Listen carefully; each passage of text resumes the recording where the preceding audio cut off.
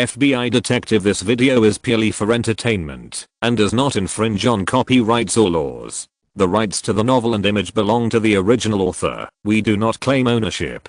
Don't like waiting and want to listen to this fanfic in full now? Subscribe to our Patreon, where you'll find the best fanfics. Chapter 551, Information, Speculation, Action, and Arrest. Luo An's idea and plan were very simple. No matter whether it was an insider deal or a Ponzi scheme behind the murder of Noquick Bragg, after the case was completely solved, the eyes would inevitably jump out to collect taxes from all parties. Instead of letting other people in the eyes take the credit, it would be better to contact Director Elmer, who was most familiar to him, and do him a favor. After Verines realized it, she also thought of this. The Federation was also a country that cared about favors, such as you helping me and I helping you. The eyes may not be the most powerful law enforcement agency in the Federation, but it is definitely the law enforcement agency with the highest priority in the Federation. ICI, the Criminal Investigation Division of the Internal Revenue Service, is even more important and is the priority among priorities.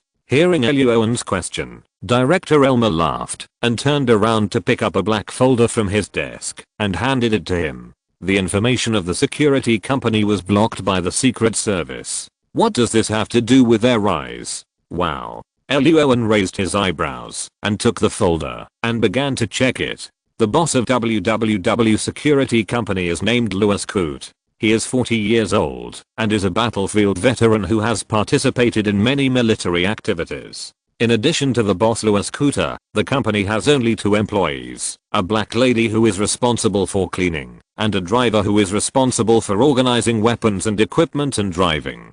3 people are a security company. Luo An looked up and asked, any other information? The boss Louis's financial situation is a bit problematic.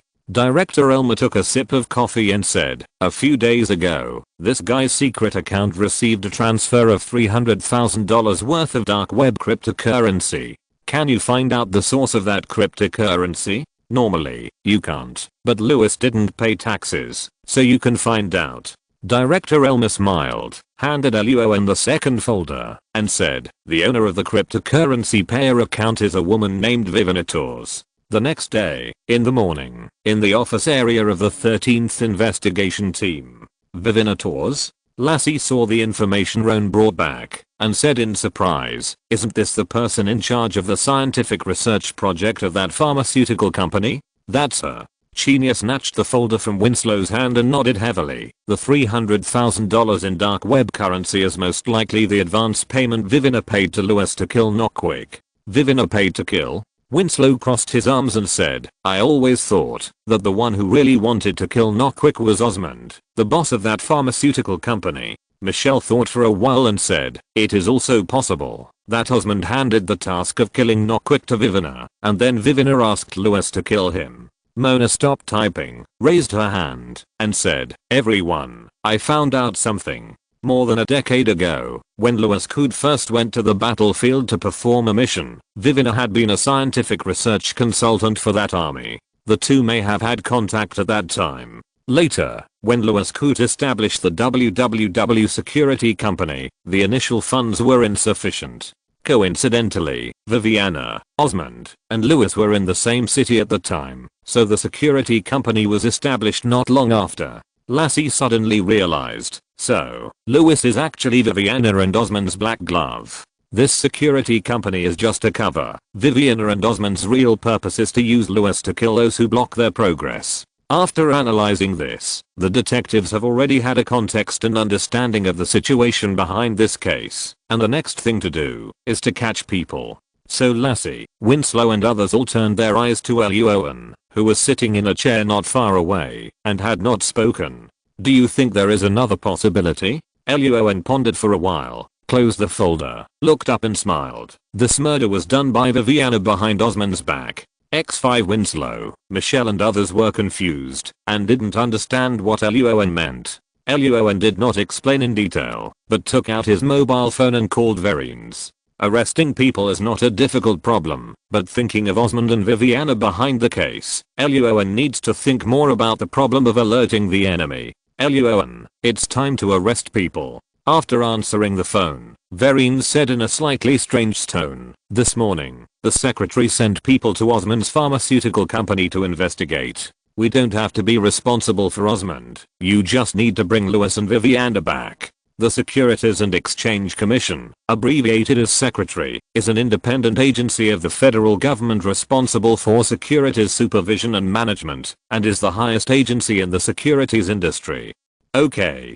Hearing the secretary, Luo An was a little surprised. He didn't expect Mr. Clement to be so fast. After hanging up the phone, Luo An didn't waste any words, and waved his hand and said, "Action. Start arresting people." Understood. The detectives of the 13th investigation team split into two groups. Mona, Michelle, and Lassie led the team to Viviana Scientific Research Laboratory to arrest people. Roan took Chenia and Winslow, as well as a SWAT team, to the WWW Security Company to arrest the suspect Louis Cooter.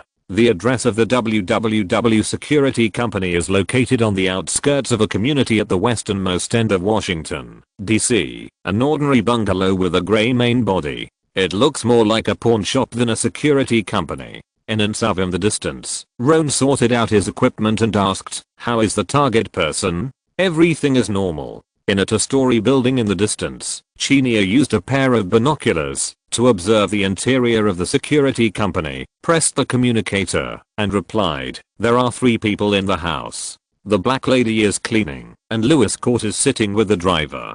The 2 are drinking and eating, and they have weapons and pistols beside them. Drinking at this time, it seems that they are in a good mood." Looking at the time less than 10 o'clock on the watch, Roan laughed, pressed the communicator, and ordered, "Start the action." Understood. As soon as the voice fell, a black van parked on the roadside not far away, and 6 fully armed SWAT team members rushed down, holding explosion-proof shields and weapons, and quickly surrounded the front and back doors of the bungalow. Roan and Winslow ran down the SUV after them, and Chenia in the distance was on guard with a sniper rifle. Bang! The SWAT team members picked up the battering ram and violently smashed the front and back doors of the security company open. The team members behind them immediately filed in, and the whole bungalow was filled with deafening shouts. "FBI, open the door. Put your hands behind your head. Stay away from the weapon. Get down.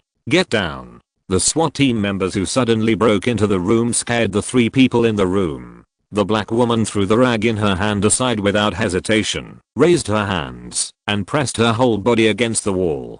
The driver subconsciously prepared to fight back with a gun and escape to the back door, but when he saw that there were more SWAT team members at the back door than at the front door, he immediately threw the pistol aside, put his hands behind his head, and fell to the ground with his hands on his head. Lewis's actions were extremely fast, but he did not fight back with a gun. Instead, he suddenly stood up and overturned the table to block the SWAT team members' actions, and then picked up the unfinished wine and poured it all onto the laptop keyboard not far away. Fouquet. Lewis's act of destroying evidence immediately attracted everyone's attention.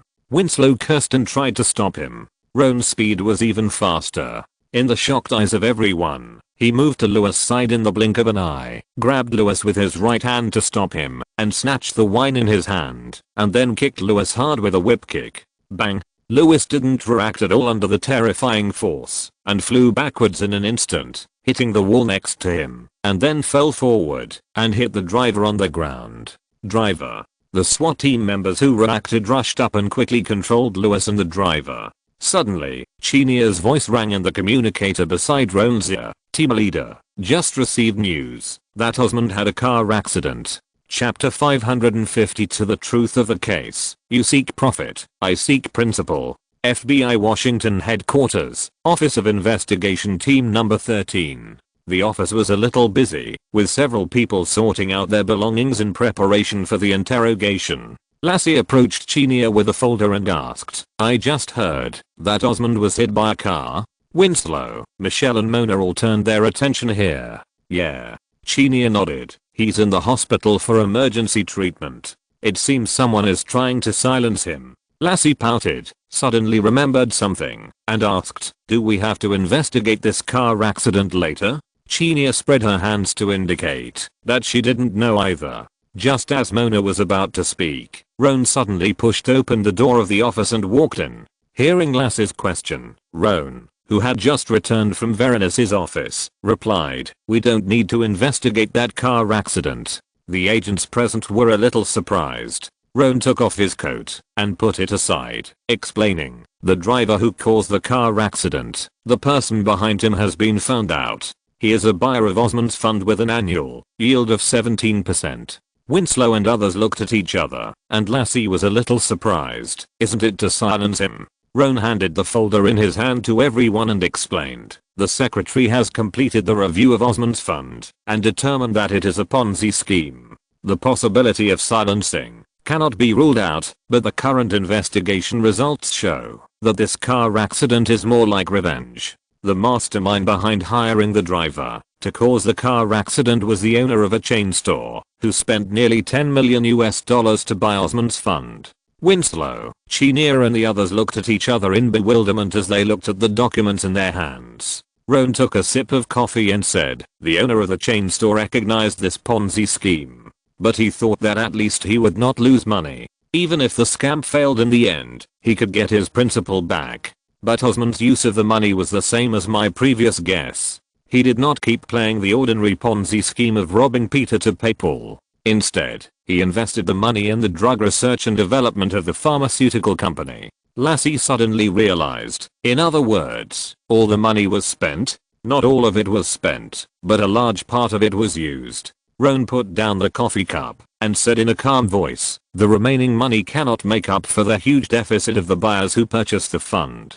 Some people invested tens of millions of dollars, but in the end they could only get back a few million." Mona closed the folder, sneered, and concluded, "It was a game of passing the parcel. These buyers thought that in the end there would be unlucky people who would take over, and the organizer Osmond would be blamed and go to jail, and they would make a lot of money. Unexpectedly, Osmond only coveted their principal." Winslow threw the documents aside with a disdainful smile. Chanel and Lassie sneered. Michelle looked down and sorted out her things. She had worked in Washington, D.C. for many years and knew a truth deeply. In the Federation, the richer the people, the greedier they are. Roan chuckled, took the information Michelle handed over, and said with a smile, "Start the interrogation. The person has been caught, but we haven't figured out why Nockwick was killed." Chanel nodded, picked up the notebook, and walked to the interrogation room with Roan. Roan first began to interrogate Lewis, the owner of the security company. In the previous arrest operation, there was indeed some evidence in the laptop that Lewis was eager to destroy. Mona did not spend much effort to retrieve the information. With conclusive evidence, Lewis Cooter quickly confessed everything, signed a basic version of the plea agreement, and then admitted that he had killed Nockwick Bragg. But Lewis was just taking the money to do the job, and he didn't know why he wanted to kill Nockwick. So Roan and Chenier walked into another interrogation room next door. In interrogation room number 2, a white woman with long burgundy hair, gold-rimmed glasses, and a white women's suit sat on a chair with her head down, her hands handcuffed to the interrogation table, and she didn't say a word. Chenier walked into the interrogation room first, holding a notebook, and sitting opposite the interrogation table with a blank expression. "Good afternoon, Ms. Vivina." After a while, Luo An walked into the room with 2 cups of coffee, put one of the cups in front of Vivina, and said with a smile, "This is the coffee beans that my superior gave me just now. It tastes very good. You can try it." Vivina looked up at Luo An, was silent for a few seconds, picked up the coffee, and took a sip, then asked in a slightly hoarse voice, "How is the company now?" "Not very good." Luo An picked up the coffee in his hand and tasted it, and replied with a smile, "The boss of your company, Mr. Osmond, accidentally got into a car accident, and is still in the operating room. The situation does not seem to be very good." There was another long silence. Luo An finished his coffee, and said in a light voice, "Ms. Vivina, Lewis has explained everything. Silence cannot solve the problem. What do you think?" Hearing this, Vivina slowly raised her head and asked expressionlessly, "What do you want to know?" "The reason for hiring a killer. That guy stole my things." Vivin leaned back and crossed her legs. She sneered and said, "The Bible says that you shall not steal, and those who steal deserve to be killed." I didn't expect that Ms. Viviana, as a scientist, would actually believe in religion. Luo An smiled, put the coffee cup aside, picked up 4 documents from Chinia's side, slowly pushed them in front of Viviana, and asked with a smile, Ms. Viviana, the one on the left, is the test report of the drug you developed by the laboratory, that Nockwick found with his own money. It shows that your drug has almost no effect. The 2 in the middle are test reports that my agents found on the desk of your research laboratory and from Osmond, the boss of the company. It shows that your drug is very effective, but it is not stable enough to be mass produced. The one on the right is also a test report found by my agents in the research laboratory, but it is not on the desk, but in your safe. The content of this test report is actually the same as the test report made by Nockwick, which also shows that your drug has almost no effect. Looking at the 3 test reports in front of her, Viviana's face was gloomy to death. Luo An smiled and said, Ms. Viviana, it seems that it is written in the Bible that lying is also a sin.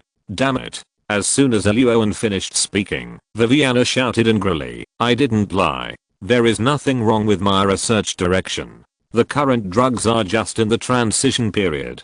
Just give me a little more time, I can definitely overcome the difficulties. Looking at Viviana, whose face was red with anger, Luo An smiled, and did not argue with her about scientific issues, but the reports you gave to Osmond are all fake. Not fake. I said. Not fake. Viviana clenched her fists and knocked on the interrogation table repeatedly and said excitedly, that is my expected research results. It's just that there are still some technical bottlenecks now. I'm leading people to overcome them. It's not fake.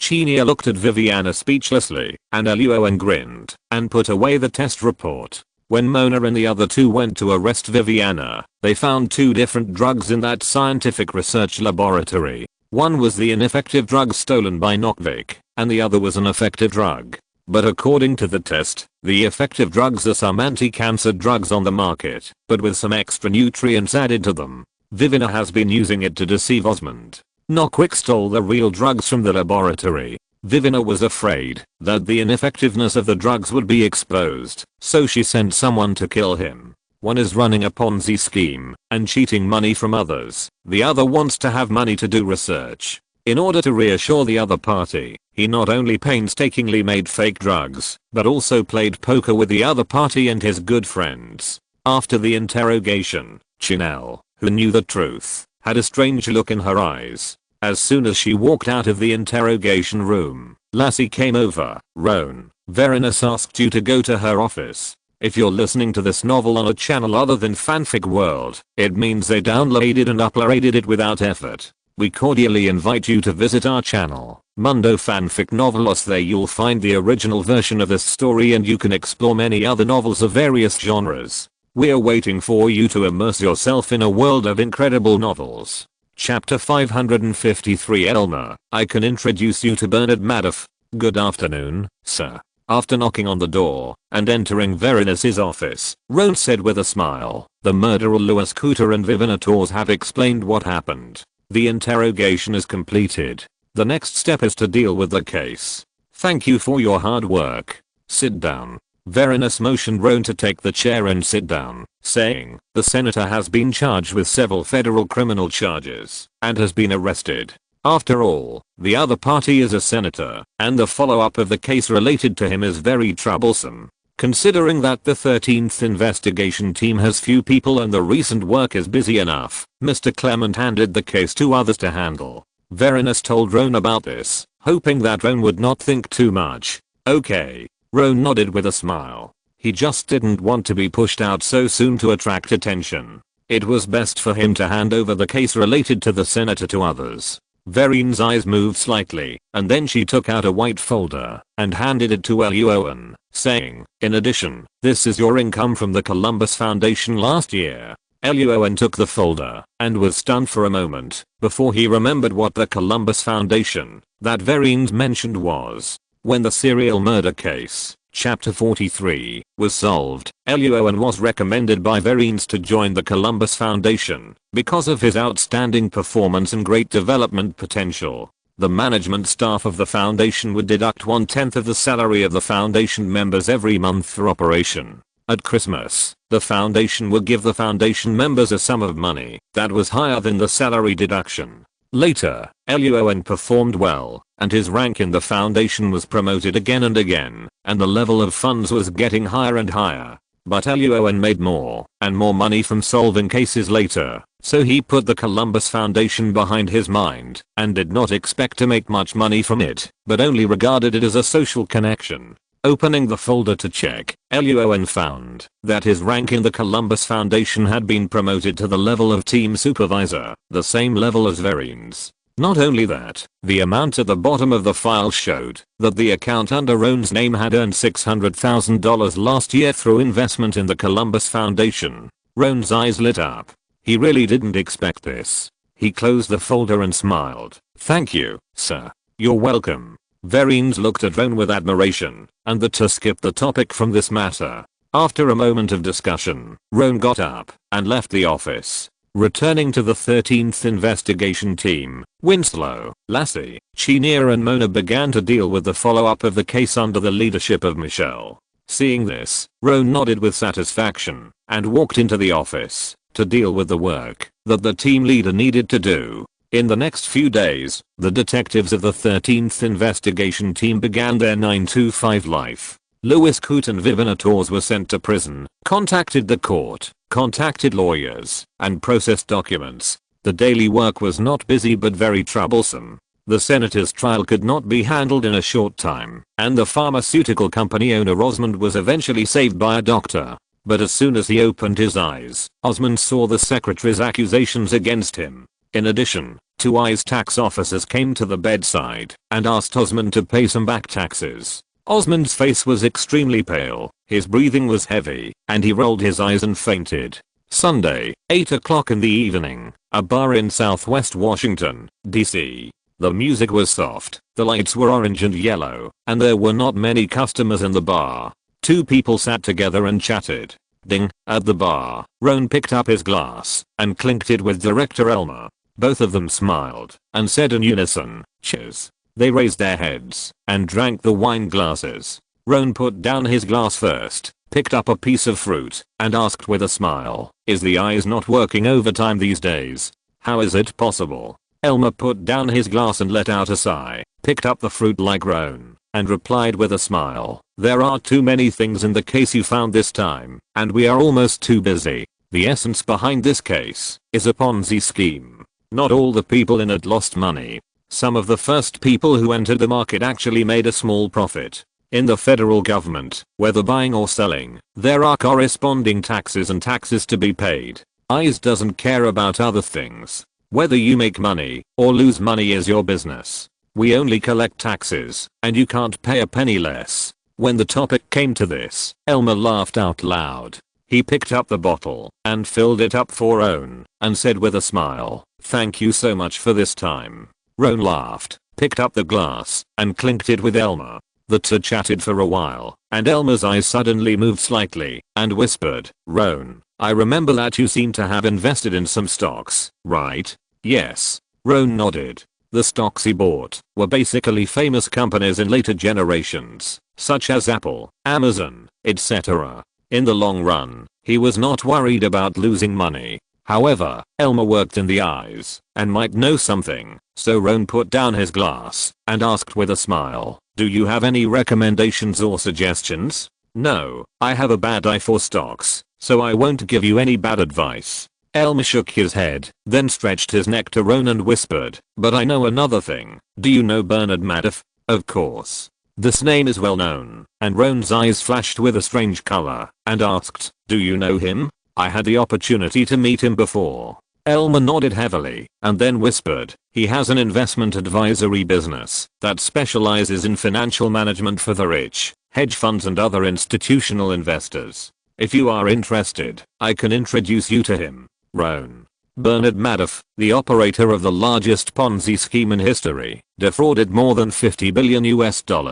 Looking at Elmer with a serious face in front of him, if he hadn't turned on emotional perception to confirm that the other party was really well intentioned and had no bad intentions, Roan almost thought that the other party was going to repay his kindness with enmity. After a few seconds of silence, Luo An asked, "You handed the funds to Bernard's company for management?" "Of course. Don't you think the annual rate of return given by Madoff is a bit high?" Hearing this question, and thinking of the case they were handling, Elmer slowly put down his glass, frowning. "Luo An, what do you mean?" Luo An didn't say anything, just looked at Elmer quietly, picked up a piece of fruit, and put it in his mouth. "Impossible." Elmer shook his head repeatedly. "Madoff is the chairman of the board of directors of Nasdaq. The rules of the secretary are all formulated by him. He can't." He didn't say that word, and Elmer's eyebrows were almost twisted into a knot. Luo An could understand the other party's thoughts, because Madoff's status was too high. All major investment banks were his clients, and he was a legendary figure in Wall Street who could shake the world with a stomp of his feet.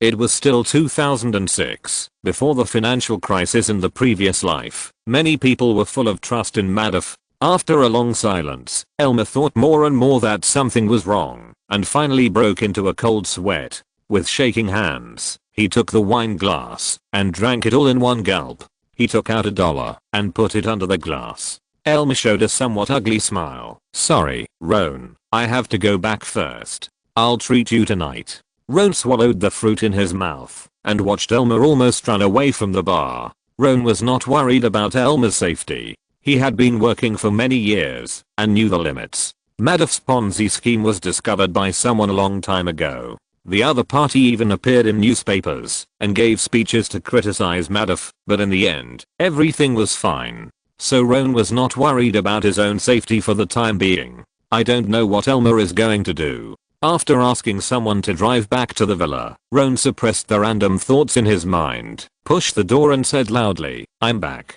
Just in time.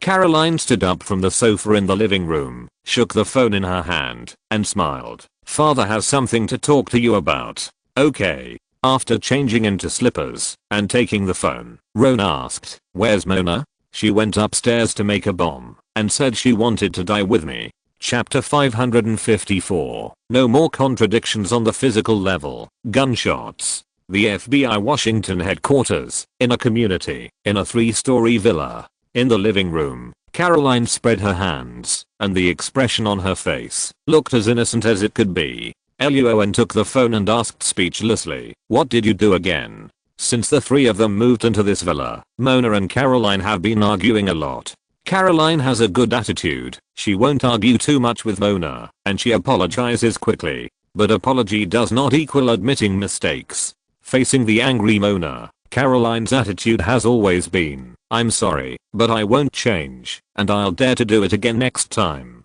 Mona was so angry that her face turned red, and she wanted to go to the kitchen to find knives. Nothing. Caroline smiled slightly, picked up an apple that she had just peeled from the table, handed it to Roan, and explained, "I just bought some more musical instruments." "Some? What do you call some?"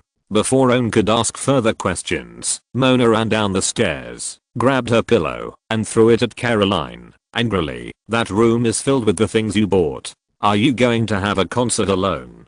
Caroline quickly moved behind Roan to avoid Mona's first attack, then picked up the pillow on the sofa in the living room and started to fight back, dissatisfied. "I like music, isn't it okay?" "I don't like music. You just want to spend money because you're bored. Wasteful woman. What's wrong with me spending money?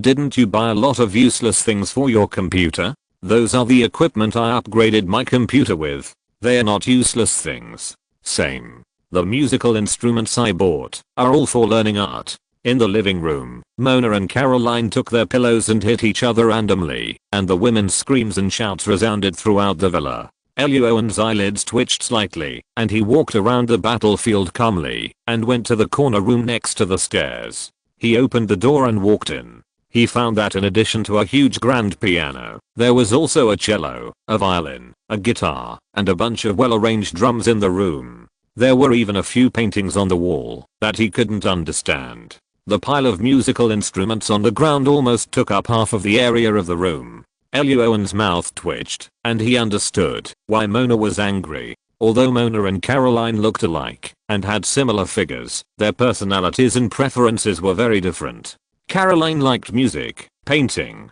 dance and other things that were more artistic. Mona preferred computers, mechanical equipment and other practical items. The only thing they had in common was that they both liked fitness and paid attention to their figures. But the two had different ways of fitness, and neither could convince the other, and they still couldn't talk together. Walking around the drums, Luo An grabbed the yoga mat that Mona bought, spread it out, and sat on it, and took his mobile phone to call Javari. The call was quickly connected, and the voice of Javari Evans came out. "What's wrong, Caroline?" "It's me, Roan." The sound of fighting outside the room had not stopped yet, and Roan asked directly, "Caroline said you had something to talk to me about." "Yes." Javari on the other end of the phone didn't waste any words, and asked with a smile, "I remember that you are very good at playing cards. Can you come and help me?" Roan was a little confused. "Card game? Who are the two parties? You and your enemy?" "Enemy? No." Javari smiled heartily on the phone. "The conflict has been resolved, and my acquaintances have nothing to say." A strange look flashed in Roan's eyes. "Is your nothing to say an adjective on the spiritual level or the physical level?"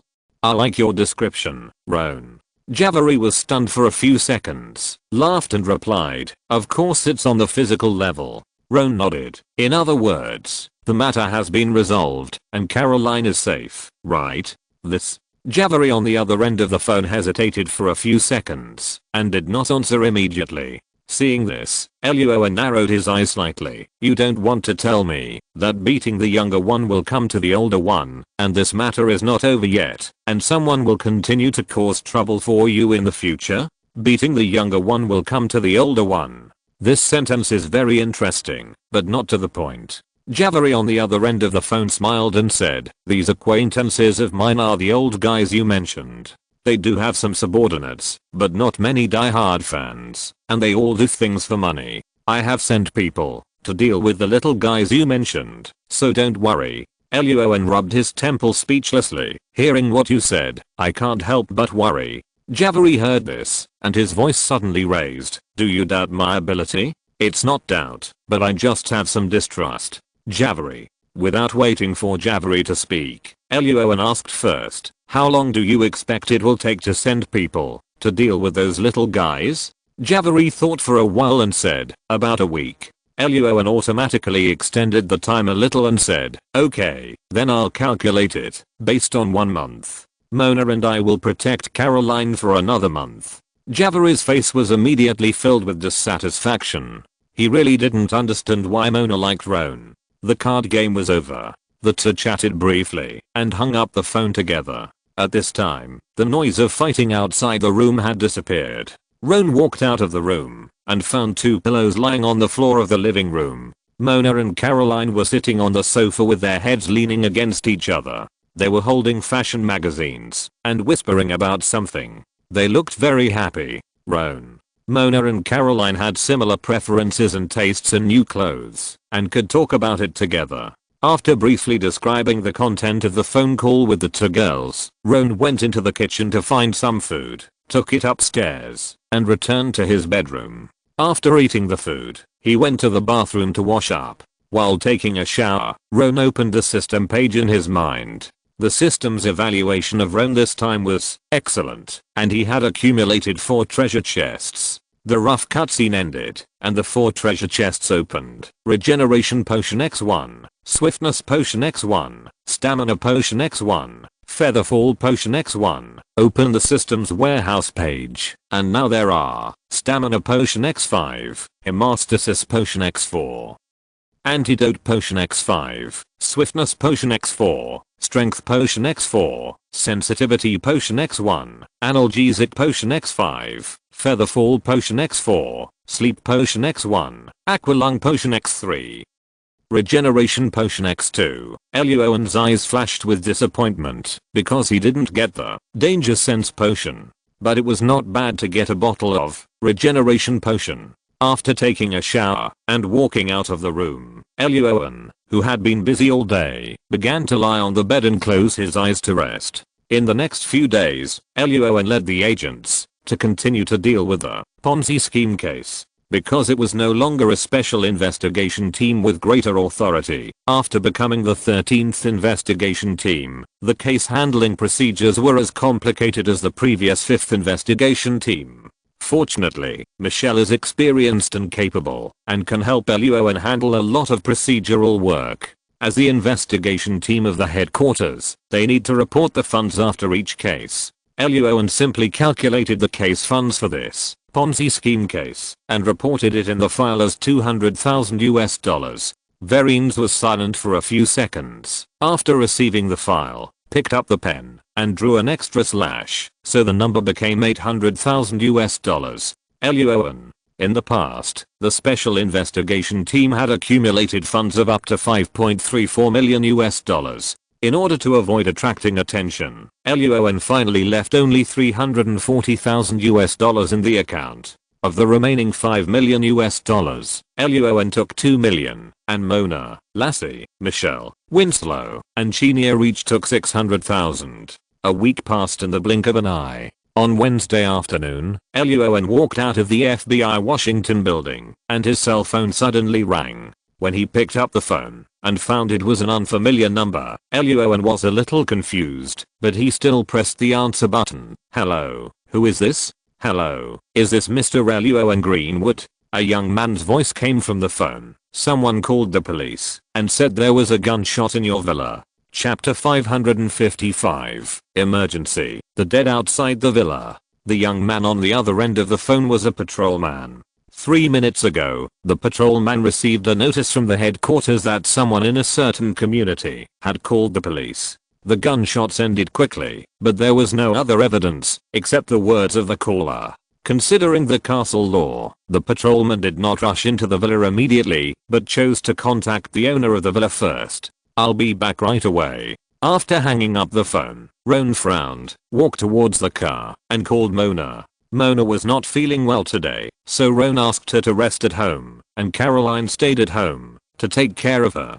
Because he was worried about the safety of the two, Roan also asked Lassie to help take care of them for a day. Michelle, Winslow, and Chanel also heard the voice on the phone, looked at each other, and hurried to keep up with Roan's pace. The call was quickly connected, and the background sound of Mona's phone was a little noisy. "What's wrong, Roan?" Hearing Mona's voice, Roan breathed a sigh of relief, but his face was a little solemn. "Where are you?" "I'm in the hospital." Because she was not feeling well, Mona was a little weak. She leaned on the chair and answered weakly, "Lassie went to get the medicine for me. Caroline is with me." "Don't worry." Roan's expression relaxed slightly. "Caroline is with you?" "Yes." Just as Mona was about to explain, Caroline snatched the phone away and said, "I haven't been feeling well these days, and Mona needs care, so I came to the hospital with Mona for a checkup." "Okay." Hearing that Mona and Caroline were both in the hospital, Roan was relieved. Walking into the parking lot, Roan asked Chenia and Michelle to drive to the hospital, and he and Winslow drove towards the community. "What's wrong?"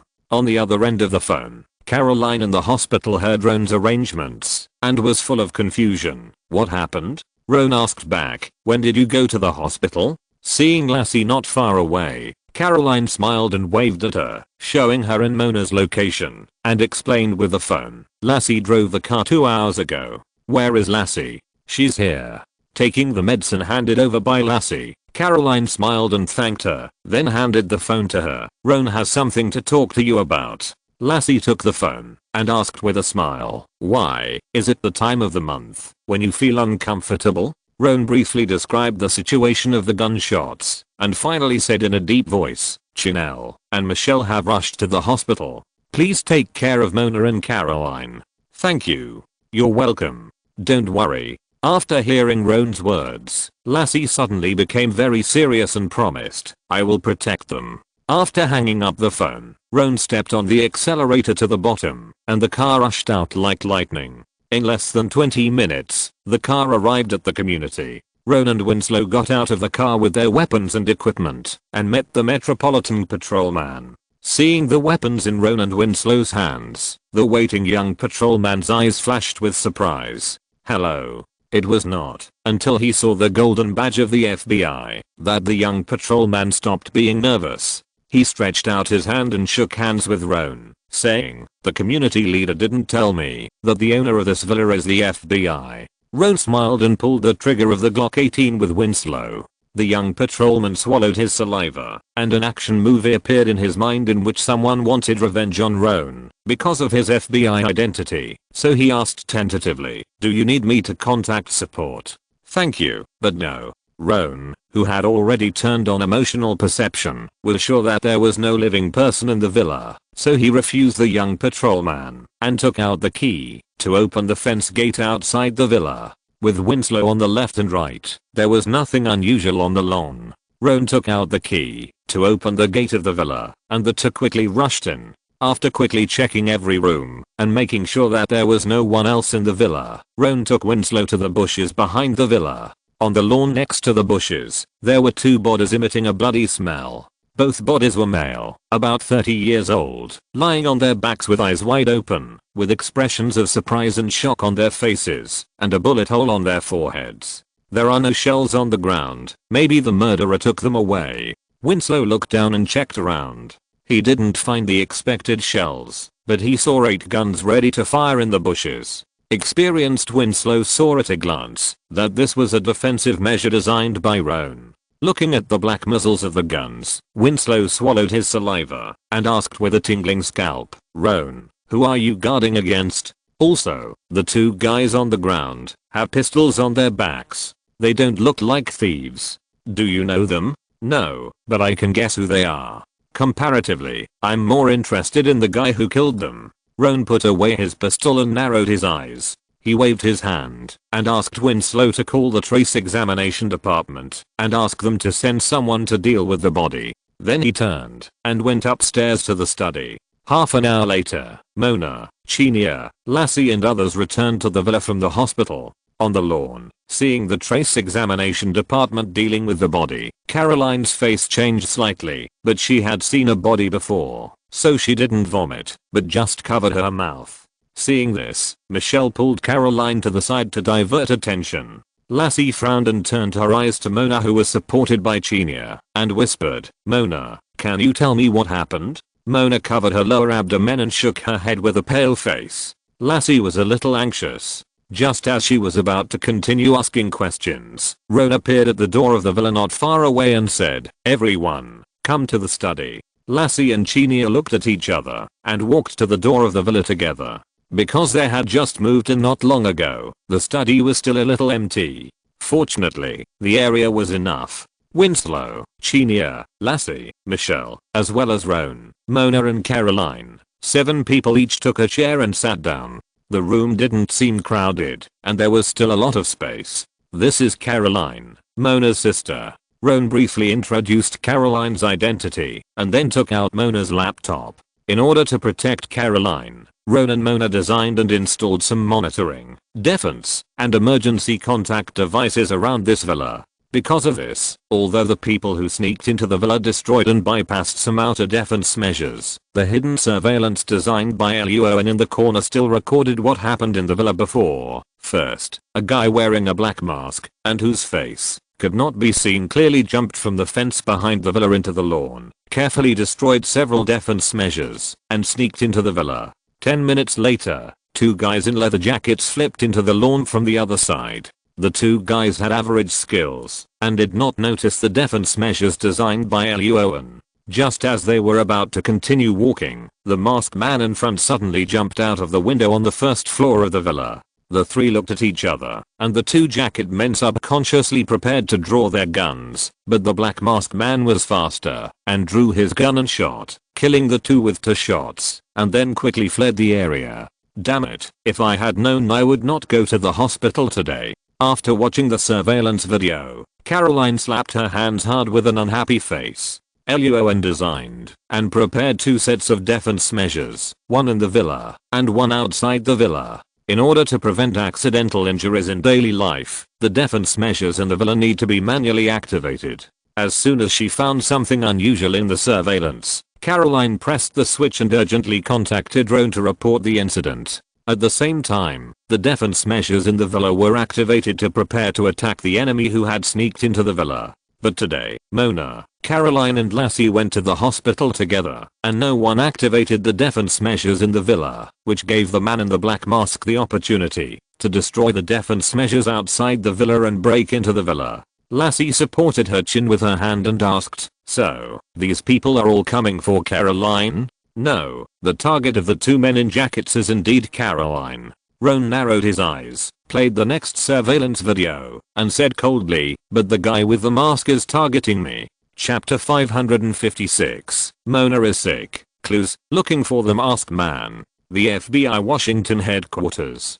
"Come for you?" Hearing Roan's words, everyone present was shocked. Mona's face became paler. Lassie asked hurriedly, "What's going on? How do you know this?" "Watch the surveillance." Roan pushed his laptop and showed the surveillance screen to everyone. Roan installed a lot of hidden surveillance in this villa. In addition to Mona and Caroline's bedroom and bathroom, Roan even did not spare his own bedroom. Roan installed 5 different surveillance devices in different corners, which can clearly see everything happening in the bedroom. Everyone looked at the computer screen and saw that the black mask man sneaked into the villa and went straight to the study on the second floor and Roan's bedroom and began to search for items. It is unknown what the black mask man's goal is. Anyway, he searched for a long time without finding anything and finally turned and walked towards Mona and Caroline's room. The black mask man entered Mona and Caroline's room and searched for less than 4 minutes in total, but he searched in Roan's bedroom for much more than 10 minutes. In the end, the man in the black mask found nothing, turned around and went downstairs, climbed out of the window to leave, and then met 2 men in jackets. After the surveillance footage was played, the air in the study was extremely quiet. "I have found out the identities of the 2 men in jackets." Luo An tapped the computer keyboard a few times, and the photos of the 2 white men appeared on the computer screen.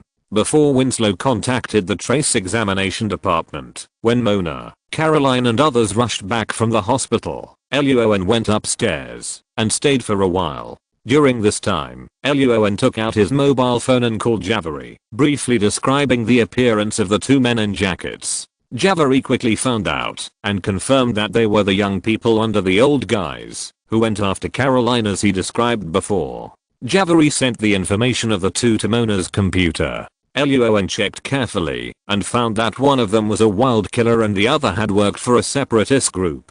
They were not ordinary people. Winslow and the others also quickly read the information of the 2 jacket men. Chinia frowned. "Roan, you are right.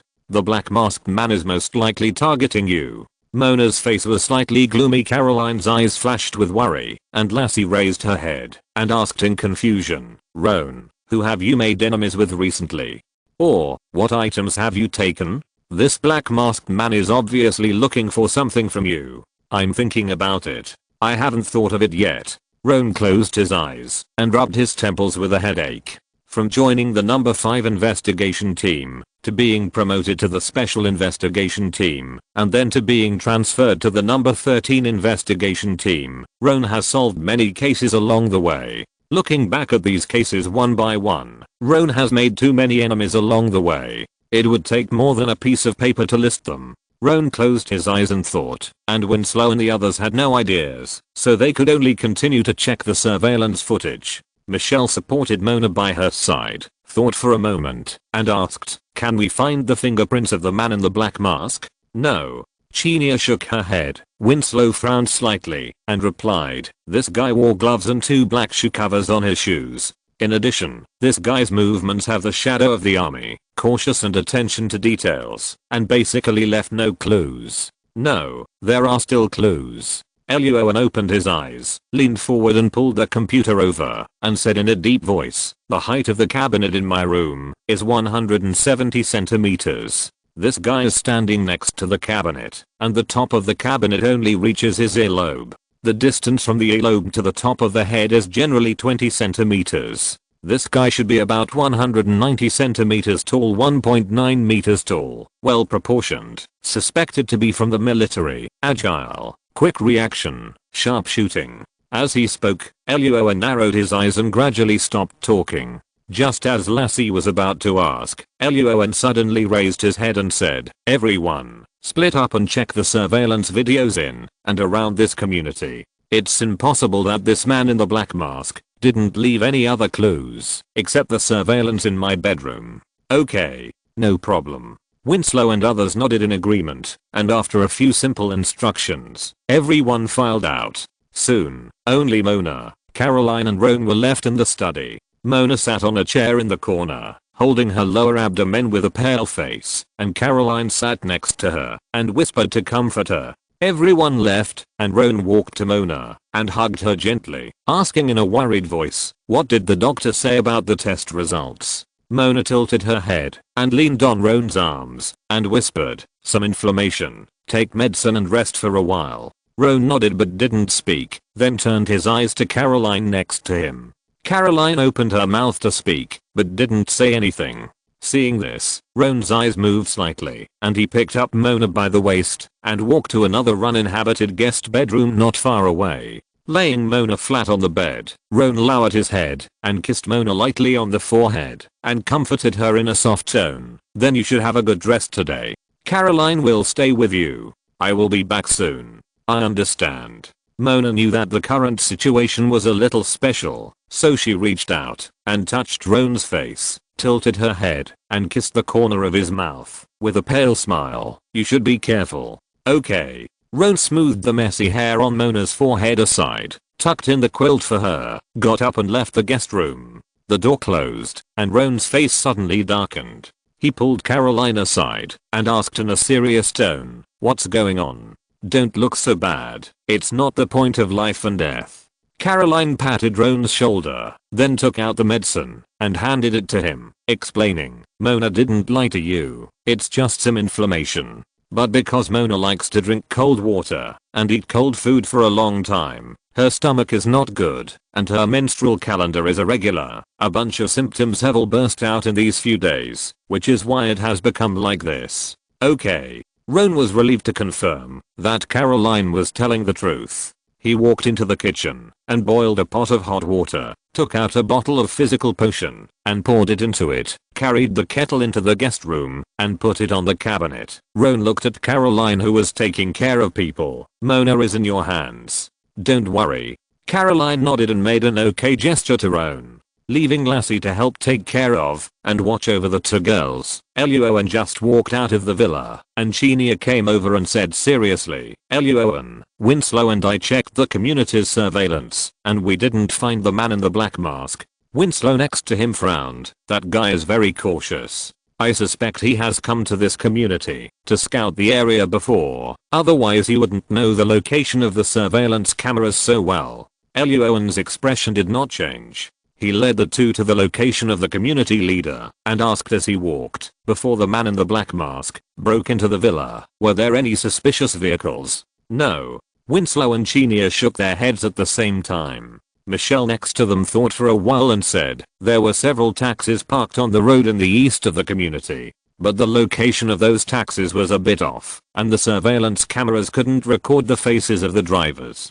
"Taxis?" Luo An's expression moved slightly, and he asked, "Can you see the license plates of those taxis clearly?" Michelle held Mona's laptop in her arms, looked up and answered, "The community's surveillance cameras can't, but the cameras at the intersection not far away can." "Then check the identities of these drivers." "No problem." Michelle nodded, got into the car, and started typing on the computer keyboard. Fortunately, this job was not difficult, and she could just apply to enter the system as an FBI agent. At the same time, Roan also took Winslow and Chinia to get the vehicle records in and out of the community before and after the villa was broken into from the community leader. While the three were checking the records, Michelle checked the identities of several taxi drivers. "Roan, these other people." Roan looked at the computer and suddenly found a familiar figure. "Is it him?" Chapter 557. Identity of the Masked Man, Clues, Evidence, and Pursuit. Who? As soon as Roan finished speaking, Winslow and Chanel immediately looked up at the computer screen, and Michelle also looked down at the photos of the drivers. But after a careful look, the three of them were all confused, because they had never seen those drivers before. "Roan, who are you talking about?" Winslow was confused and asked, "These people don't seem to have anything to do with the cases we have handled." The second one in the upper left corner, the guy named Detwin. Looking at the white man with a short haircut, expressionless face and a little mixed race features in the computer, Roan narrowed his eyes and said, "This guy's indeed not related to the case we have handled, but I have seen him before." Chinel was stunned for a moment and tentatively guessed, "Did you meet him when you took a taxi?" "Yes." X3 Chinel, Winslow, and Michelle looked at each other, and Roan threw the entry and exit records aside and explained, "This guy is the guy Mona and I met when we came to Washington, D.C. before."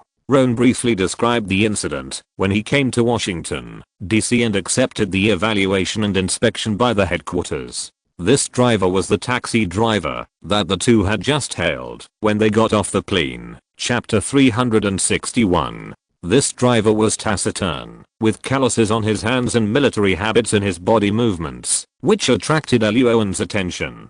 Luo An initially guessed that the other party was coming for him and Mona, but his emotional perception found that the driver's attitude towards the two was normal, and his movements were normal. He only treated the two as ordinary passengers. After sending the two to the hotel entrance and collecting the fare, the driver drove away without looking back. Etwin, 40 years old, unmarried, fought in the battlefield, retired due to injuries, and was imprisoned for intentional injury. He is 187 centimeters tall and about 190 centimeters tall with shoes on. Chinia read Etwin's message and frowned. Could this guy have been following Luo An? When Winslow and Michelle heard this, their eyes were immediately moved. No. Luo An shook his head. The emotional perception in his mind was enough for him to find out whether there was a stalker around him and who had a bad attitude towards him and who was trying to harm him. Although his memory is not perfect, he will definitely leave an impression on people he has met once, and the impression will be even deeper if he has met them for the second time.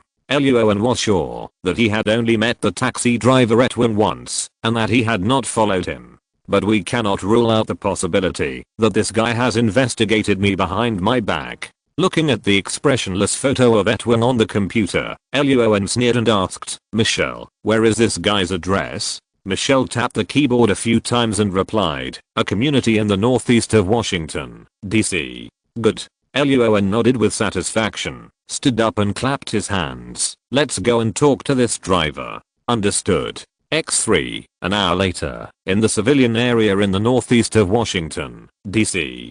This was Luo An's second visit to this area. The last time he came here, he was looking for the widow of Nockvik, the person who died in the park, and asked her to investigate clues. On the road outside a small apartment dominated by red bricks, two black cars were parked on the side of the road. Winslow and Chinia each led several SWAT team members and raided the apartment from the front and back. After a while, Winslow walked out of the apartment with a grim look on his face. "Team leader, there is no one in the apartment." Roan's expression remained unchanged. "Any clues?" Winslow raised the data cable in his hand and frowned slightly. "We found a safe in the kitchen fireplace, but it has been opened, and there is nothing inside. There seemed to be a laptop on the table in the bedroom, but it also disappeared. It seems that Etwin had taken the things and ran away before we came here." Roan put the pistol back into his pocket, turned to look at Michelle, and asked, "Can you find out where Etwin's taxi is?" "We are checking." In the backseat of the car, Michelle quickly tapped on the computer keyboard. After a long time, she looked up and said helplessly, "Sorry, I can't find it." "It doesn't matter." Roan was not angry. Michelle's computer skills were just average, not much better than his own, and far less than Mona. Before asking the question, Roan had already prepared for failure and prepared a second plan. He took out his cell phone and punched in the number. The call was quickly connected. "Sir, it's me, Roan." "Yes." Vereen's on the other end of the phone nodded and said calmly, "I have issued orders and requests to various law enforcement agencies in Washington, D.C. As long as Etwin is still in Washington, D.C., we will definitely find him." "Thank you, sir."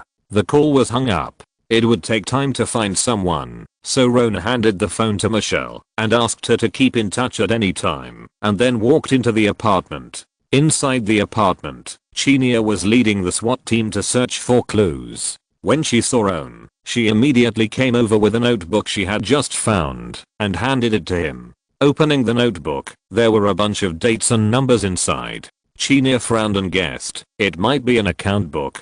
Thank you for your hard work. Keep it first." There was a lot of content in the notebook, and Roan couldn't finish reading it for a while, so he returned it to Chinya. After walking into the bedroom and searching for a while, he didn't find anything. He left the bedroom and walked into the study. Roan opened the drawer on the cabinet and found a bunch of data cables, plugs, mechanical parts and other items. Just as Winslow was about to speak, Roan's face suddenly changed. He took away the messy data cables and found a dark red card in a pile of mechanical parts. Seeing Roan find a new item, Winslow and Cheney came over and asked, "What is this?" "It may be a voucher," Roan replied casually, his face not looking very good. In the case of Hollywood Rich Murder Case, Chapter 326, Roan defeated the female killer Jan Ayer in the hotel. Chapter 335. On the female killer Jan Ayer, Roan got a voucher for a criminal website that looked very similar to a phone card, also a metal card. The difference is that the metal card of the female killer Jan Ayer is grayish white, and the one in front of him is dark red, but the two are the same size, and the magnetic strips on them are also very similar. Later, under the contact of the team leader Potent Byrne, some law enforcement agencies such as the FBI and Interpol began to cooperate with the Special Investigation Team to deal with the criminal website. Chapter 338. When the case was investigated, Winslow and Chinya had not yet joined the Special Investigation Team. After listening to Roan's narration, the two were very surprised. Chinya's mind was quick, and after a little thought, she guessed, "Is there a new underground criminal website? This card is the login credential of the new website?" "Maybe." Roan handed the metal card to Chinya and asked her to keep it and prepare to continue looking for clues. At this time, Michelle suddenly ran into the apartment with a mobile phone and shouted, "Team leader, we found Edwin. Great job." Roan heard this and immediately walked out with Winslow and Chinya and asked at the same time, "Where is this guy?" The apartment scene was handed over to two SWAT action team members, and the rest of the SWAT action team members quickly ran to their troop carrier. "That guy's driving and fleeing to Baltimore, northwest of Washington, D.C. Several people quickly opened the car door and got in. Michelle fastened her seatbelt in the back seat and explained, "Edwin robbed a passerby's sub with a weapon." The passerby called the police. The Metropolitan Police immediately told us, after learning about this robbery, "It seems that Edwin really wants to get a few more stars." Luo An in the driver's seat laughed. Seeing that the three of them had all fastened their seatbelts, he immediately released the handbrake and stepped on the accelerator to the bottom. The car roared and moved forward quickly. Baltimore, the largest city in the federal state of Maryland, is an important seaport city on the Atlantic coast. On a straight road from Washington, D.C. to Baltimore, a brown SUV was driving forward frantically. The dangerous behavior of constantly overtaking caused many passers-by to curse. The SUV quickly disappeared from sight. Before the passers-by could calm down for a few seconds, a faster black SUV suddenly rushed out from them. Chapter 558. Chasing on the highway, successfully captured. At 9 o'clock in the evening, on a straight road from Washington, D.C. to Baltimore, some vehicles were speeding forward at a constant speed in their respective routes. Suddenly, a brown SUV moved left and right, overtaking these vehicles, and almost hit the cars of passers-by several times, which immediately caused many drivers to curse. The SUV disappeared quickly, and before the passers-by drivers could calm down, a black SUV suddenly flew out from behind the car, bypassed them at a faster speed, and chased the SUV in front. Fouquet. Damn it. Where did this guy come from? The SUV's overtaking action was more fierce than the previous SUV, which scared many passers-by drivers. Several irritable guys reacted, cursed a few words, and immediately prepared to reach for their guns for a speed and passion on the road. Beep, beep. Suddenly, the window of the black SUV in front opened, and the co-pilot placed a red and blue flashing light on the roof. The light illuminated the surroundings of the car, and also made the irritable guys look calm and calm. The person behind put the gun back in place, and the person in front also silently slowed down, and made way for the SUV. Very good. Luo An praised Chinya in the passenger seat, then overtook the Buick sedan in front, and asked without looking back, "How are the preparations in front?" In the backseat of the SUV, Michelle tapped the computer keyboard a few times and quickly replied, "The police have blocked the road at the intersection 800 meters ahead, and the tire breaker is ready. Good, help me thank the police." Luo An nodded with satisfaction, stepped on the clutch, shifted gears, and stepped on the accelerator. The forward speed of the SUV suddenly increased a few points. In the brown SUV that was moving forward at a high speed, a white man with a crew cut saw the SUV getting closer and closer to him, and he was in disbelief and tense at the same time. He shifted gears with his right hand and stepped on the accelerator to the bottom and suddenly overtook a white Toyota. The man with a crew cut turned the steering wheel hard to block the car behind. The owner of the white Toyota behind saw the car in front suddenly slow down and subconsciously turned the steering wheel to avoid it. Under the huge inertia, the car immediately rolled sideways uncontrollably. Bang bang bang bang. The rolling white Toyota left a pile of parts on the ground. In the horrified eyes of the Ford sedan driver not far away, the two cars collided head-on. Boom. A huge collision sound resounded through the night sky. The two damaged cars collided and blocked the road instantly. The man with a crew cut sneered at the rearview mirror, shifted gears and stepped on the accelerator, and the SUV rushed forward again. Fouquet. Son of. The two pedestrian cars collided, blocking the road. While the other pedestrian car owners cursed, they quickly stepped on the brakes to slow down and prepare to stop.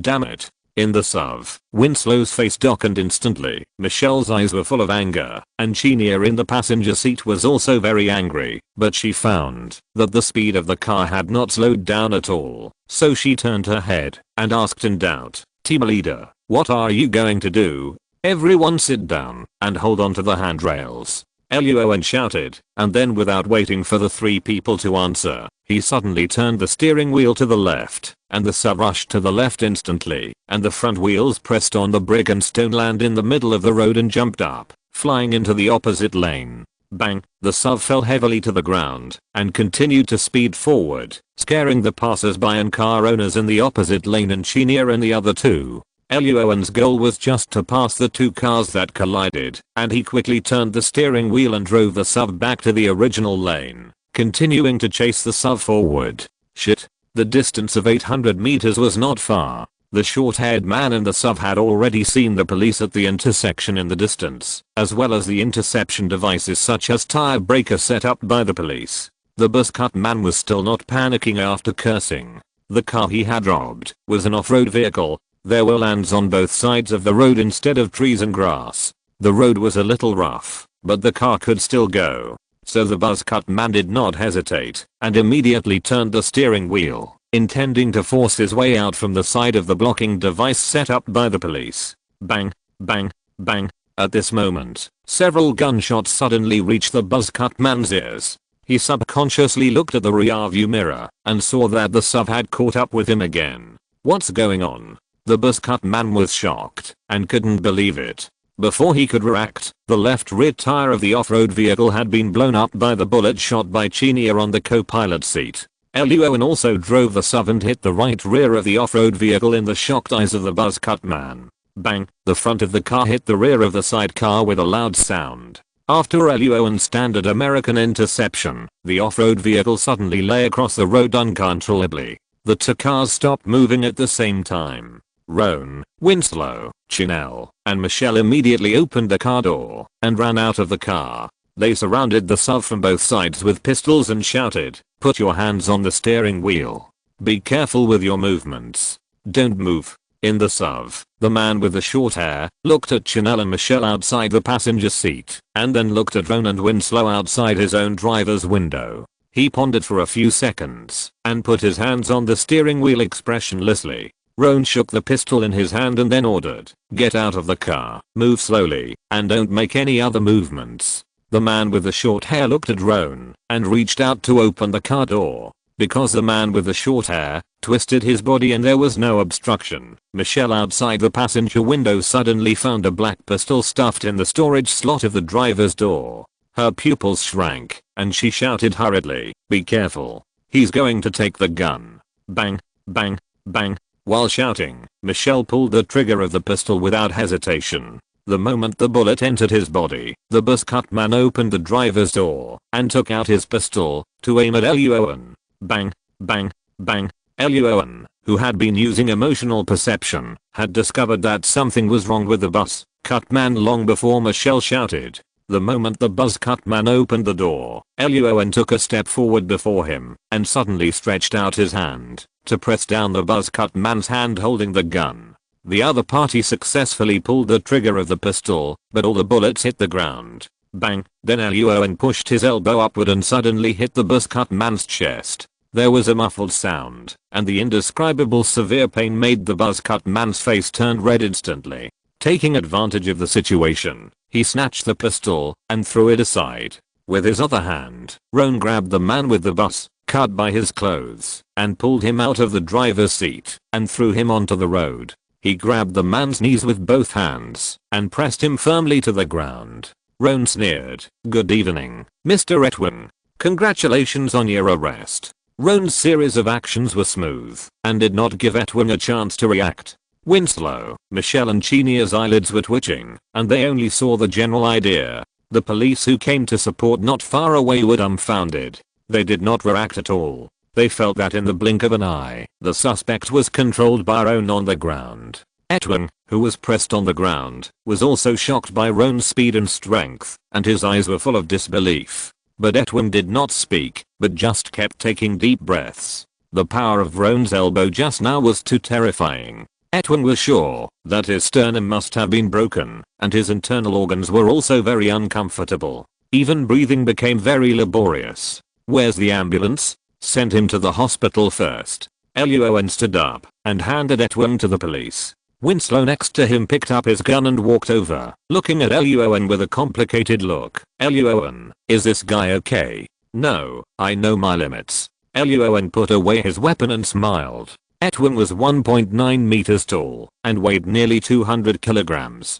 He was very skilled and had a lot of muscles, so he could withstand a lot of beatings. A direct elbow to the heart could easily kill someone, so Luo An deliberately missed the target a little and used less force. "Okay." Seeing that Luo An was confident, Winslow breathed a sigh of relief and then whispered, "Luo An, what's the name of that move you just used?" Luo An turned around, looked Winslow up and down, and asked with a smile, "Why, do you want to learn it?" Winslow nodded heavily, his eyes full of admiration. "Killing the enemy with one shot, so cool." Luo An smiled and was about to speak, but Chenia on the side waved her hand and said loudly, "Everyone, we found something in the car." "What clues did you find?" "Computers, money, weapons, etc., and photos of you." Luo An. Chapter 559 The Cross. The next day, at 10 o'clock in the morning, in a hospital ward in Washington, D.C.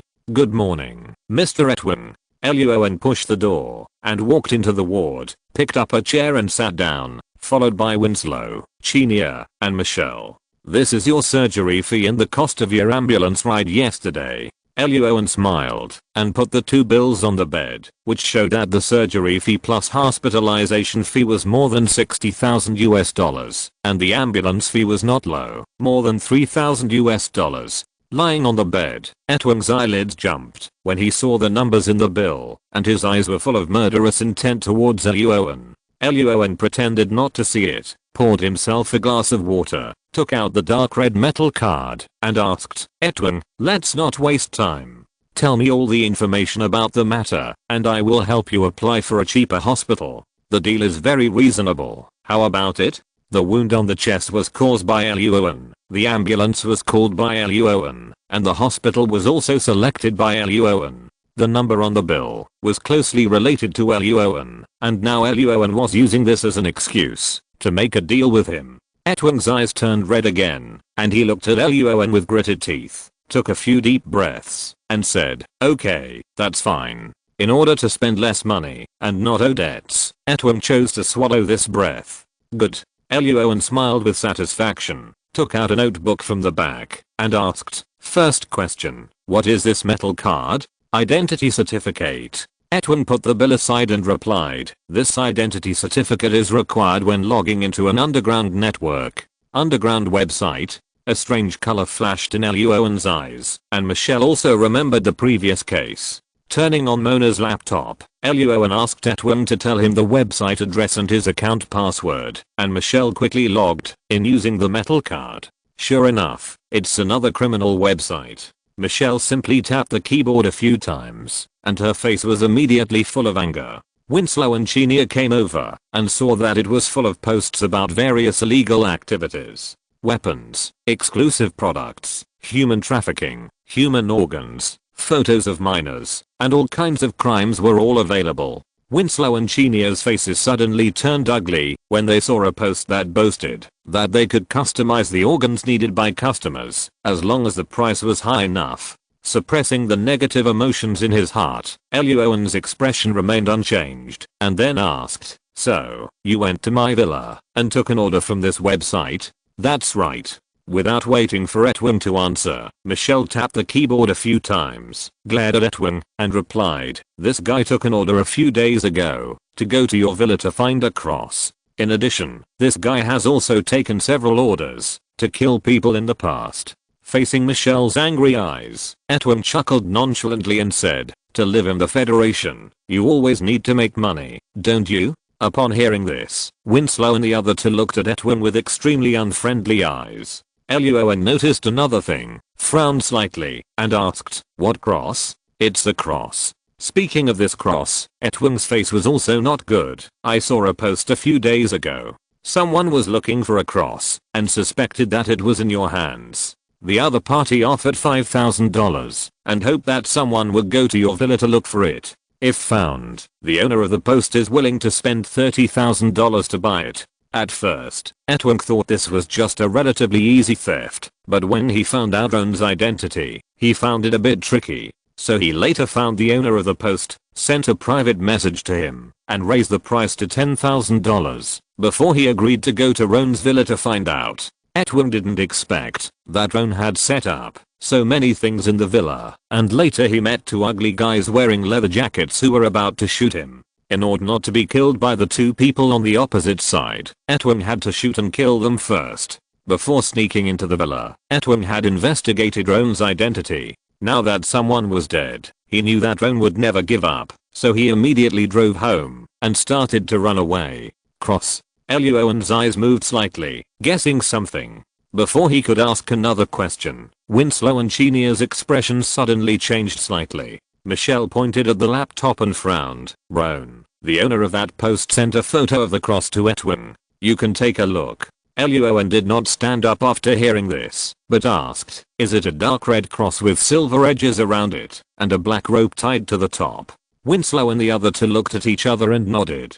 "Okay." After getting a positive answer, Luo An immediately cursed in a low voice with an unhappy face and ordered, "Contact the Christa family and ask what's going on." The Christa family is one of the local families in Las Vegas. Mrs. Christa, who is in her 70s, is the real target of the murderer Hector Jamie. Chapter 454. In the previous Family Villa Sleeping Death Case, Chapter 441. There has always been a treasure legend in the Christa family. According to the legend, the way to open the treasure is to combine the ruby ring that has been passed down from generation to generation in the family with a cross. The cross that Ron mentioned is a cross in the family legend. Hector Jamie, the criminal in that case, pretended to be a gardener and entered Christa's manor, wanting to steal the cross and ruby ring, find the treasure, and make a fortune. But unexpectedly, because he was handsome, he was targeted by Christa, who was in her 70s, and was recommended by Christa to the eldest daughter-in-law of Pranay Odell, which eventually led to the tragedy in the villa. Before that, Hector Jamie successfully stole the cross, but not the ruby ring. He committed that case not only to avenge the murder, but also to get the ruby ring, and continue to look for treasures to make a fortune. Later, the murder case was solved by Luo An and his team, and the cross was also found in the basement of Hector Jamie's house. After the FBI kept it as physical evidence for a period of time, it was returned to the Christa family. Okay. Michelle nodded heavily and began to sit beside him and type on the keyboard. Luo An then interrogated Edwin and learned a lot of information from him, such as the time when the dark red card underground website appeared, which was much earlier than the criminal website that their special investigation team had discovered before. Luo An, I found something. Suddenly, Michelle's eyes moved slightly, and he sat next to Luo An with a laptop and whispered, the murderer of the villa tragedy, Hector Jamie, died in prison a few days ago. Winslow and Chenia, who were standing by, also saw the information in the computer and their faces changed slightly. Roan thought of something, frowned slightly, and then asked, where are the cross and ruby ring of the Christa family? They are all missing. Michelle swallowed her saliva and lowered her voice. In addition, the current situation of the Christa family is very bad.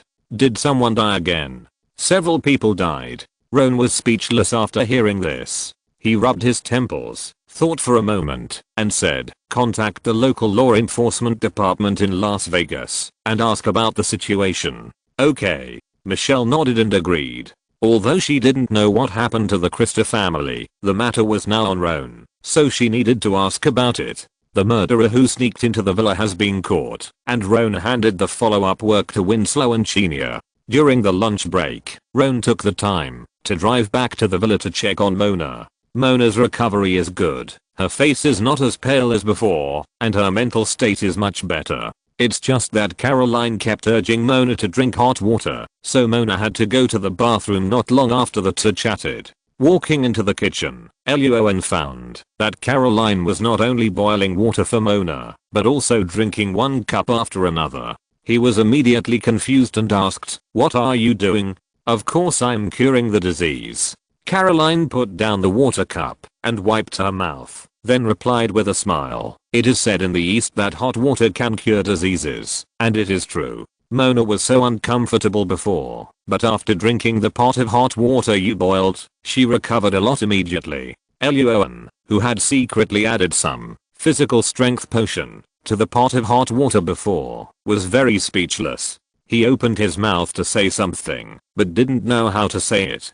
However, there is no harm in drinking more hot water. Seeing Mona return to the room, Luo An also quietly left the kitchen. At this moment, Michelle suddenly sent a message to Luo An, team leader, someone wants to see you. If you're listening to this novel on a channel other than Fanfic World, it means they downloaded and uploaded it without effort. We cordially invite you to visit our channel, Mundo Fanfic Novelos. There you'll find the original version of this story and you can explore many other novels of various genres. We're waiting for you to immerse yourself in a world of incredible novels. Chapter 560, Case of the Cross Ruby Ring Curse. At 2:30 p.m., Mr. Clement's office at the FBI Washington headquarters. The secretary pushed open the door, and Roan thanked him softly, and walked into the office, then greeted Mr. Clement. Good afternoon, sir. In the office, in addition to Mr. Clement, there was a middle-aged white man with a big blonde back hair, who looked to be in his 30s. Seeing Roan walk into the office, Mr. Clement nodded at him, then stood up and introduced, this is Roan Greenwood, the leader of the 13th investigation team. This is Ethan Murray, from Nevada. Hello, Mr. Murray. Hello, Team Leader Greenwood. The two extended their hands and shook hands. Roan vaguely guessed something, but still asked with some confusion, sir, what do you want me to do? Mr. Clement did not answer, but turned his gaze to Ethan Murray. Seeing this, Ethan Murray immediately picked up his briefcase from the sofa, took out a document from it, and handed it to Roan, explaining, Team Leader Roan, I'm the Chief of Staff of Nevada State Representative Shemuel Christa.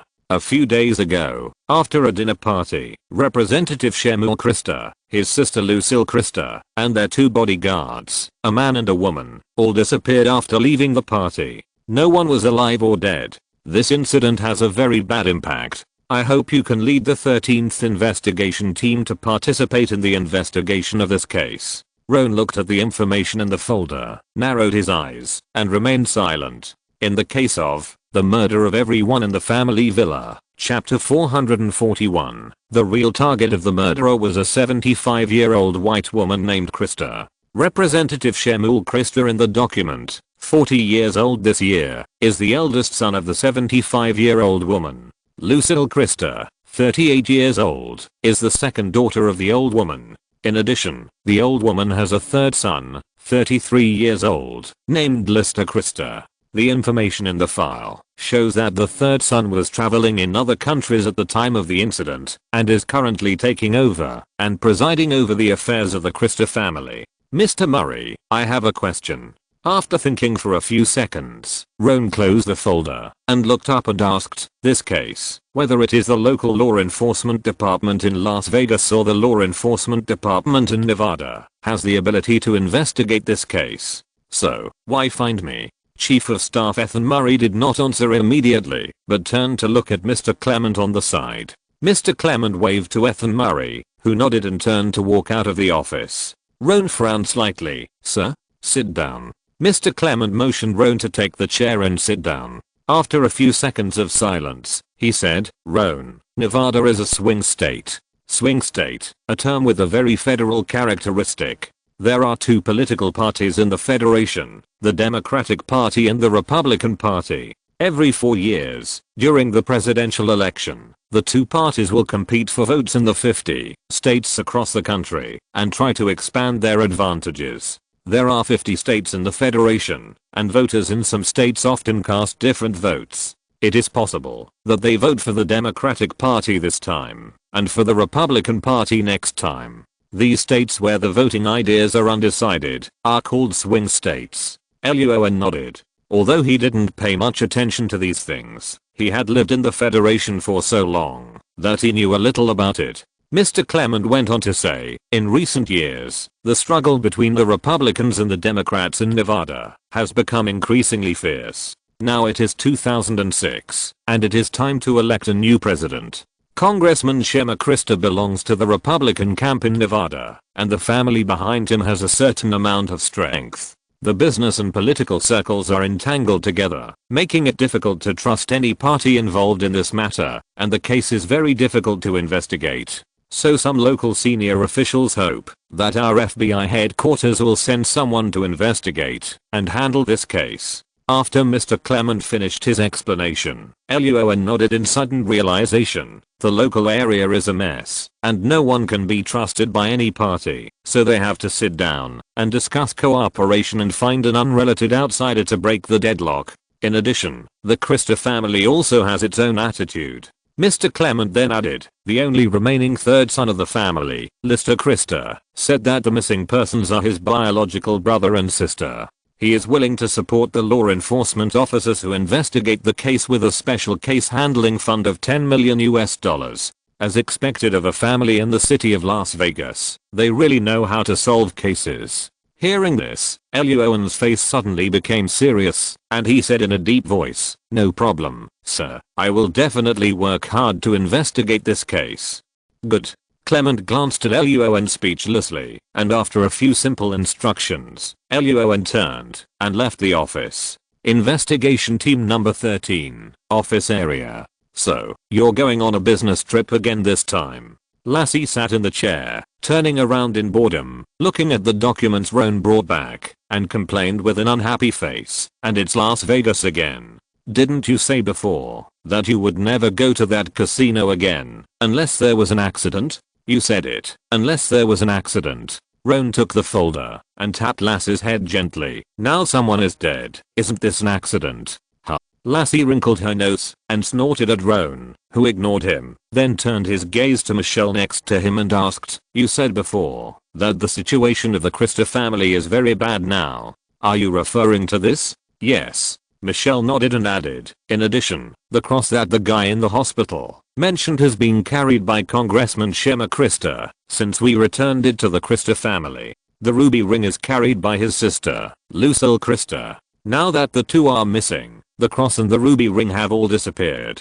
Winslow next to him thought about it and said with a strange look on his face, are there any curses on this cross and ruby ring? Roan and Michelle looked at him in confusion. Lassie next to them suddenly widened her eyes and clapped her hands, saying, it is indeed possible. You see, the 75-year-old woman Christa died in that villa with a cross around her neck and a ruby ring on her hand. This time, her eldest son wore a cross and her second daughter wore a ruby ring, but they both disappeared. No one saw them alive or dead. Only the third son, who wore nothing, escaped this disaster. X3. Seeing Winslow and Lassie with serious faces, Michelle and Chanel were speechless. Roan waved his hands helplessly. Don't let your imagination run wild. Pack up quickly. The plane is ready, and we'll leave soon. Understood. No problem. Michelle, Winslow, Lassie, and Chanel nodded in agreement. Luo An turned and walked into the team leader's office to pack up his things. A thoughtful look flashed in his eyes, and he whispered to himself, curse. Because Mona's body had not recovered yet, she had to stay in the villa in Washington, D.C. to rest. 2 hours later, the agents of the 13th investigation team, together with the Senate President Ethan Murray, boarded a plane to Nevada. There was no conversation along the way. After a few hours of flight, everyone arrived in Las Vegas smoothly. After a long flight, they needed to rest. Everyone took a taxi to the hotel they had booked in advance, ready to rest for a night and start the formal investigation tomorrow. Luo An suddenly felt a little uncomfortable staying in a hotel alone. After packing his personal belongings, he lay on the bed and read the relevant information provided by Chief of Staff Ethan Murray. Ding dong, suddenly, there was a doorbell ring. Luo An got out of bed and asked, who? It's me, Michelle. Michelle opened the door and let the other party in. Without any nonsense, she immediately picked up the laptop and showed it to Luo An. She said in shock, Luo An, do you still remember Lexa Rodell, who is only 19 years old this year?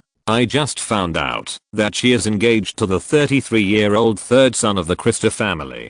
Chapter 561 Analysis, Clues, Suspicion, Interrogation. In Las Vegas, Winslow, Chanel, Roan, Michelle, and Lassie sat on the sofa in the living room of a hotel room. One is 19 years old, the other is 33 years old. Is this a distortion of human nature or immoral? Stop.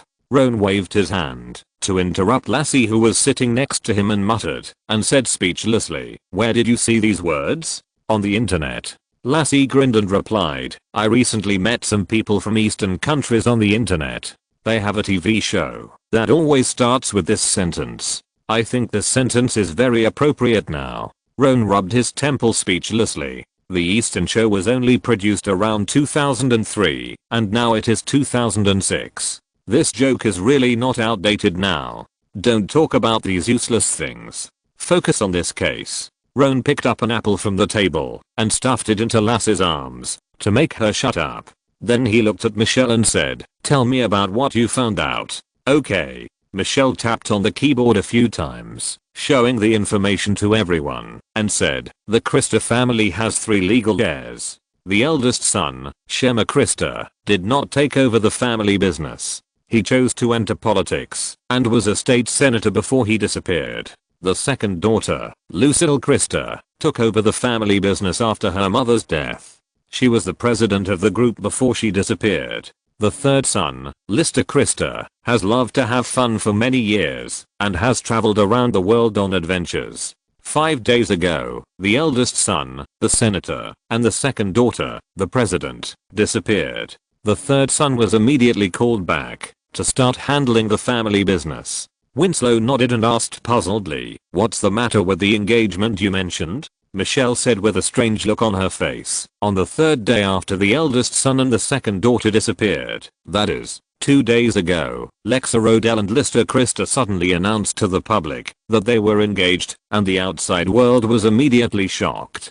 Lexa Rodell, the only survivor of the Villa case, Chapter 441, is 19 years old and the only person in power in the Odell family. No matter how you look at it, there are big problems here. Lassie grabbed the computer, pulled the page to the top, pointed to the information inside and said, look, after the second daughter of the Christa family took over the family business, she had a conflict with Lexa Rodell because of business problems, and the two were inseparable. So, is there a possibility Lexa Rodell chose to capture the thief first and directly sent people to physically destroy the eldest son and second daughter of the Christa family? Then she married the third son who didn't know how to do business and swallowed up the other family's business bit by bit. Isn't this sacrifice a bit too big? Winslow supported his chin and said dumbly, don't forget, Lexa Rodell is only 19 years old this year. Marrying a 33-year-old man is too. You don't understand the world of women. Lassie shook her head, patted Winslow on the shoulder, and said, in addition, don't forget two things. First, Rixie Odell was alone and relied on herself, and she led the Odell family's business out of trouble despite a lot of pressure and enemies. Her methods were tough and fierce. Second, before returning to the Odell family, Rixie Odell lived with a killer for a long time. Chapter 333. She had seen blood, but she had never done it herself. At the same time, her life experience with the killer also made Rixie Odell have emotional problems. She likes mature men who are older than her, and for this reason she even disliked the young Luo An. Chapter 459. There is no need to say the latter sentence. Luo An glared at Lassie, who smiled. Chinia next to him pondered for a few seconds and said, is there another possibility that the third son actually hired someone to kill his eldest brother and second sister in order to seize the family property? It is possible, but it is unlikely. Michelle took back the computer, tapped the keyboard a few times, and showed a stock curve chart to everyone, saying, after the disappearance of the eldest son and the second daughter, even if the third son returned to the family to sort out the business, the group's stock began to fall continuously. It was not until Lexa Odell and the third son announced their engagement and Lexa Odell intervened in the Christa family's business that the group's stock recovered a lot. And the third son has been traveling around the world for many years and has basically not learned anything about business. Chinia shook his head. It's possible to play dumb and bide one's time. After discussing for a while, the few people finally turned their eyes to Luo An. Team leader, what should we do next? You have been watching the business and family affairs. Don't ignore the political circles in Nevada. Luo An rubbed his temples, answered a few words casually, thought for a few seconds, and said, in addition, the case cannot be solved by speculation. We still need to start from the crime scene and the experience of the crime. The eldest son, the second daughter, and their personal male and female bodyguards, a total of 4 people, disappeared together. It is impossible that there are no clues left. Winslow, Michelle, and Lassie, the 3 of you are responsible for investigating the dinner on the night of the incident. For example, the identity of the guests, whether there are any absences, who left, and the route of the eldest son and the second daughter after leaving the banquet. Chinal, come with me to talk to Rixie Odell and Atlas to Christa, as the younger brothers of the 2 missing persons, and possible brothers and sisters in the future. They definitely know something. Understood. No problem. The next day, in a temporary office borrowed by the FBI Las Vegas branch, on both sides of the long table in the conference room, Ron and Chanel sat together, and opposite them sat Rixie Odell. Today, Rixie Odell is still wearing a red women's suit, with heavy makeup and blood red lips. Although she is only 19 years old, the temperament she has developed in a high position for a long time makes her very aggressive and oppressive when she is serious. See you again so soon, team leader Ron. Rixie Odell picked up the coffee on the table and took a sip, chuckled. I just didn't expect that you would regard me as a suspect. Life is always full of surprises and surprises. Luo An was completely unaffected by the other party's temperament and attitude. He smiled and replied, tilted his head, and gave Chinia a look, indicating her to start recording, and then opened the file and said, besides, this is not the first time you have encountered the identity of a suspect, is it? Indeed. Lexa Odell nodded. In the Villa case, some people suspected that I was the one who did it. I didn't expect that it has only been a short time, and someone in the Christa family disappeared. It's really interesting. Luo An stopped talking nonsense and asked directly, you are engaged to Lister Christa, what's the matter? Lexa Odell leaned back, crossed her legs, clasped her hands across her chest, and said in a light voice, it's very simple, a deal. What deal? Use my body in exchange for the Christa family's business. Luo An frowned slightly, Chinia paused while writing, and Lexa Odell smiled. Why, is it hard to understand? Luo An shook his head. He had been using emotion perception to make sure that the other party was telling the truth. He smiled and said, it's not difficult to understand. I just didn't expect Miss Lexa to be so direct. Lexa Odell's words clearly told Luo An and Chinia that she married Lister to go after the Christa family's business. I've always been honest. Lexa Odell smiled. It's just that many people don't believe what I say. So, the disappearance of the 2 people and bodyguards of the Christa family has nothing to do with you? Of course. Then do you know anything about the disappearance of Shemar and Lucille? Hearing this question, Lexarodal suddenly fell silent. Chenia saw this and slowly raised her head to look at the woman across the conference table. Luo An narrowed his eyes and was about to speak when his cell phone suddenly rang. Pressing the answer button, Lassie on the other end of the phone said in a hurry, Luo An, we found the missing 4 people. Chapter 562. What Lexarodal did behind the scenes. FBI Las Vegas branch, a temporary borrowed office. Have the 4 missing people been found? Walking out of the conference room with the phone, Luo An stood in front of the French window in the office area, looking at the scenery outside the window, frowning slightly, and asked, where did you find them? Tell me the details. Someone called us and found them. Lassie on the other end of the phone had a very strange tone and explained, after Michelle, Winslow and I arrived at the dinner scene on the night of the incident, we began to investigate the hotel's surveillance, dinner guests, and personnel flow after the dinner. After a few minutes of investigation, a front desk clerk at the hotel suddenly came over and said that someone called us. Winslow and I were very confused, but we still went to the front desk to answer the phone. There was a strange woman's voice on the other end of the phone. After hearing Winslow and I reveal our identities, the other party said an address and immediately hung up the phone. Michelle stayed in the hotel to continue the investigation, and Winslow and I immediately rushed to the address the woman said, which was an abandoned building in northern Las Vegas, and then found the 4 missing people inside. How are the 4 people? They are all dead, and there is a gun muzzle on each of their heads. Looking at the bodies in front of her, Lassie said with an unpleasant expression, among them, Senator Shemar and his sister, President Lucille, have signs of torture on their bodies. Roan narrowed his eyes and pondered for a few seconds, then asked, are there any signs that the bodies have been processed? Lassie was a little confused. What kind of processing do you mean? For example, preservation, or freezing, etc. No. Lassie shook her head and then said, but Winslow and I can be sure that this abandoned building is definitely not the first crime scene. In addition to that phone call, I seriously suspect that someone deliberately moved the bodies here and asked us to find them. I understand. Roan nodded, and I roughly guessed who did it. Without waiting for Lassie to ask, Roan ordered her and Winslow to call the trace examination department first and take the bodies back to the FBI branch for processing, and then hung up the phone. Looking at the busy scenery outside the window, Roan's mouth curled slightly, turned around and pushed the door back into the meeting room. In the conference room, Chanel and Lexarodal sat opposite each other with expressionless faces. After Roan entered the room, he smiled and said, ladies, I have good news. The 4 missing people have been found. Congratulations, team leader Roan. We found such an important clue on the second day after arriving in Las Vegas. Lexarodal picked up the coffee on the table, smiled at Roan, and asked, so, can I leave? I'm sorry, no. Roan sat back in her previous seat, looked at Lexarodal with a smile, and briefly recounted what Lassie had just said about someone calling her. After listening to this, Chenia's expression changed slightly. She looked up and stared at Lexarodal. Lexarodal still had a smile on her face and asked, Team Leader Luo An, do you suspect that person is me? The person who called was definitely not you.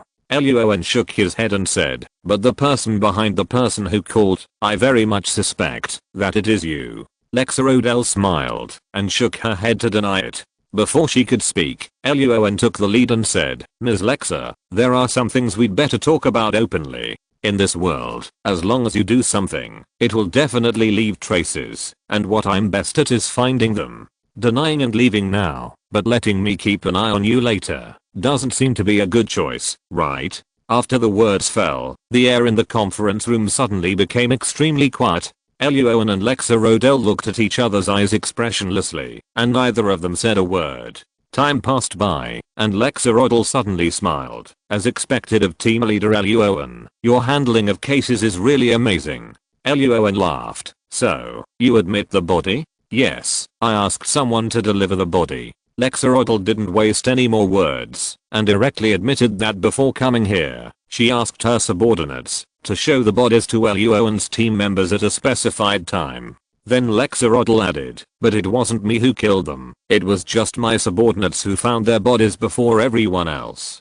Chinia snorted coldly, do you think this statement is true? Lexerodl laughed, glanced at Chinia with disdain, and ignored her. Luo An, who had been turning on emotional perception, could confirm that Lexerodl's last sentence was true, and it was indeed not her who sent people to kill the 4 people. But there were still some doubts, so Luo An asked, why did you do this? Lexerodl was silent for a moment, and said, there are 2 reasons. First, the news that Seamus and his sister Lucille had been killed cannot be leaked too early, because this news will cause the stock price of the Christa family group to plummet. Lexerodl wanted to control the Christa family group, which had a bad impact on her. Chenille frowned slightly and asked doubtfully, if the stock price plummets, won't you be able to buy stocks faster and take control of the Christa family group faster? No, a plummeting stock price is not a good thing, because it will attract more people to enter the market to acquire, and it may even attract malicious big sharks.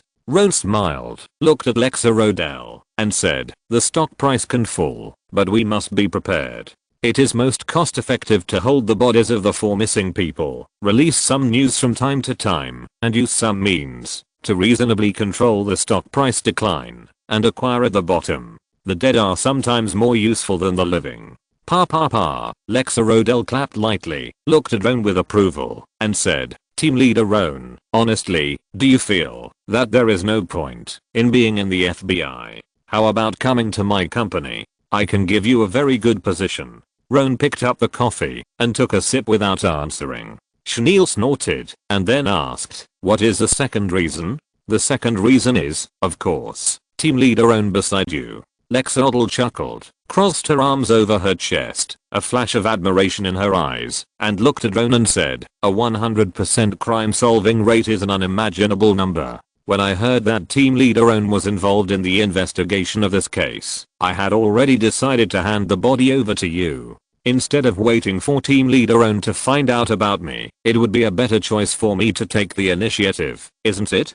Chinia looked at Roan with bright eyes, and Roan's expression remained unchanged, and asked, where did you find the 4 missing people? When I heard about the disappearance of the 4 people, in order to prevent someone from framing them, I immediately sent people out to look for them. Fortunately, my men were very capable, and quickly found the 4 people before everyone else. Lexerodl picked up the coffee and drank it all and said, I will have someone send you the information about the first crime scene, the route of the 4 people's disappearance, and so on, to ensure that all the information is true. Good. After talking for a few more words, Lexerodl walked out of the conference room and left the building. Chinia looked at her back and frowned slightly. Luo An, do you think what Lexerodl said is true or false? Luo An smiled. Most of it is true, but some of the words are half said. What are they? The reason why she sent the body to us. Luo An picked up the information recorded by Chinia and said, in addition to the 2 points just now, there should be a third reason. That is, Lexerodl should have completed the expected control of the Christa family group by now, and no longer needs the 4 bodies. The bodies are useless, and instead of holding them in our hands and waiting for them to rot, it is better to give them to us. Fouquet. Chinia frowned and cursed in a low voice, feeling extremely unhappy with the back of the 19-year-old in the distance. Taking a few deep breaths and suppressing the negative emotions in her heart, Chinia asked, what should we do next? Call the 3rd son over, we still need to talk to him. Chinia nodded. Before leaving, she suddenly remembered something and asked in a low voice, Luo An, do you think this Lister Christa knows that the bodies of his brother and sister have been in the hands of Lexerodl these days, and that Lexerodl even used them to manipulate the stocks of his family group? Who knows? A faint light flashed in Luo An's eyes, and he chuckled. I have a hunch that this Mr. Fouquet is probably a very interesting person. Chapter 563, Risk Christa's Thoughts and Plans. 2 hours later, in a temporary office of the FBI Las Vegas branch. It was the same office, but this time there was a different visitor. The man had short dark brown hair, a pair of black glasses on his nose, broad eyebrows and a broad face. He was wearing a high-end black suit and a smile on his face, giving people a very kind feeling. Hello, Team Leader Greenwood. The man was none other than Lister Christer, the third son of the Christer family. He extended his hand to Roan and said with a smile, "I've heard of Team Leader Greenwood from Lexa in the past. He's handsome and good at handling cases. When I met him today, I found that I still underestimated him a lot. Hello, Mr. Lister, please take a seat." Roan chuckled, extended his hand and shook hands with the other party. After both parties sat down and exchanged a few simple pleasantries, Roan got to the point. "Mr. Lister, where were you on the night of the incident?" "I was traveling abroad." Lister chuckled, his expression calm. "A lot of people know about this. There were quite a few people around me at the time, so it was easy to investigate." After a few meaningless questions, Roan continued, "Before I came here, there were many rumors outside saying that it was Mr. Lister who killed my brother and sister. What do you think of this? Slander, defamation?" Lister shook his head and said, "Shemar and Lucille are my biological brother and sister. I definitely didn't do this. To be honest with Team Leader Greenwood, my dream since childhood has always been to travel around the world and explore the mysterious rumors around the world, rather than to deal with the business in the company, which I'm not good at." Lister said that he only planned to eat, drink and have fun with his brother and sister, and had no motive to kill them. Chenia frowned slightly when she heard this and looked at Roan calmly. Roan's expression remained unchanged and then asked, "After Councillor Shemar and President Lucille disappeared, did you do anything?" "I sent people to look for them." "Who did you send?" "People in the family, detectives we paid for, all of them." List took a sip of coffee and said, "If Team Leader Greenwood needs it, I can give you a list of those people." "Okay." Roan agreed and then asked, "Did these people find any clues?" "We found a few things, but we haven't found the bodies yet." "Bodies?" Chenia raised her head immediately after hearing this word, and Roan narrowed his eyes and asked, "Mr. List has confirmed that Councillor Shemar and President Lucille have passed away." "Not sure." List shook his head, put down the coffee cup, and said, "But they have been missing for so long, and no one has contacted us for a ransom, nor has anyone contacted us to make demands. The family is mentally prepared for what happened to Shemar and Lucille. A very sufficient reason." Luo An nodded with a smile, then changed the subject and asked, "I heard that Mr. Lister and Miss Lexa are engaged." "That's right." Lister said, "Lexa is both beautiful and capable. She will definitely be a very good wife, right? My brother and sister just disappeared. It's not a good idea to get engaged so soon. In an emergency, we have to take emergency measures. Our family doesn't care much about these things. So, Miss Lexa, have you sent anyone to look for Congressman Shemar and President Lucille?" "Of course." "Did you find them?" "No." Luo An and Lister looked at each other quietly for a few seconds, then took a sip of coffee and asked, "There are still many questions that have not been solved in this case. Our investigation team number 13 needs some work experience, itinerary arrangements, and the flow of protection personnel of Congressman Shemar and President Lucille before they disappeared. I hope Mr. Lister can give us this information." "No problem, I'll have someone bring it to you later." Lister nodded repeatedly. "If you have any other needs, please let me know. Team Leader Greenwood, I will fully cooperate." After talking about other issues for a few more sentences, Luo An stood up to see Lister off. Before the other party left, Luo An reached out his hand again and shook hands with Lister, smiling. "Ms. Lexa is very beautiful. Congratulations, Mr. Lister. When we get married, I will send an invitation to Team Leader Greenwood."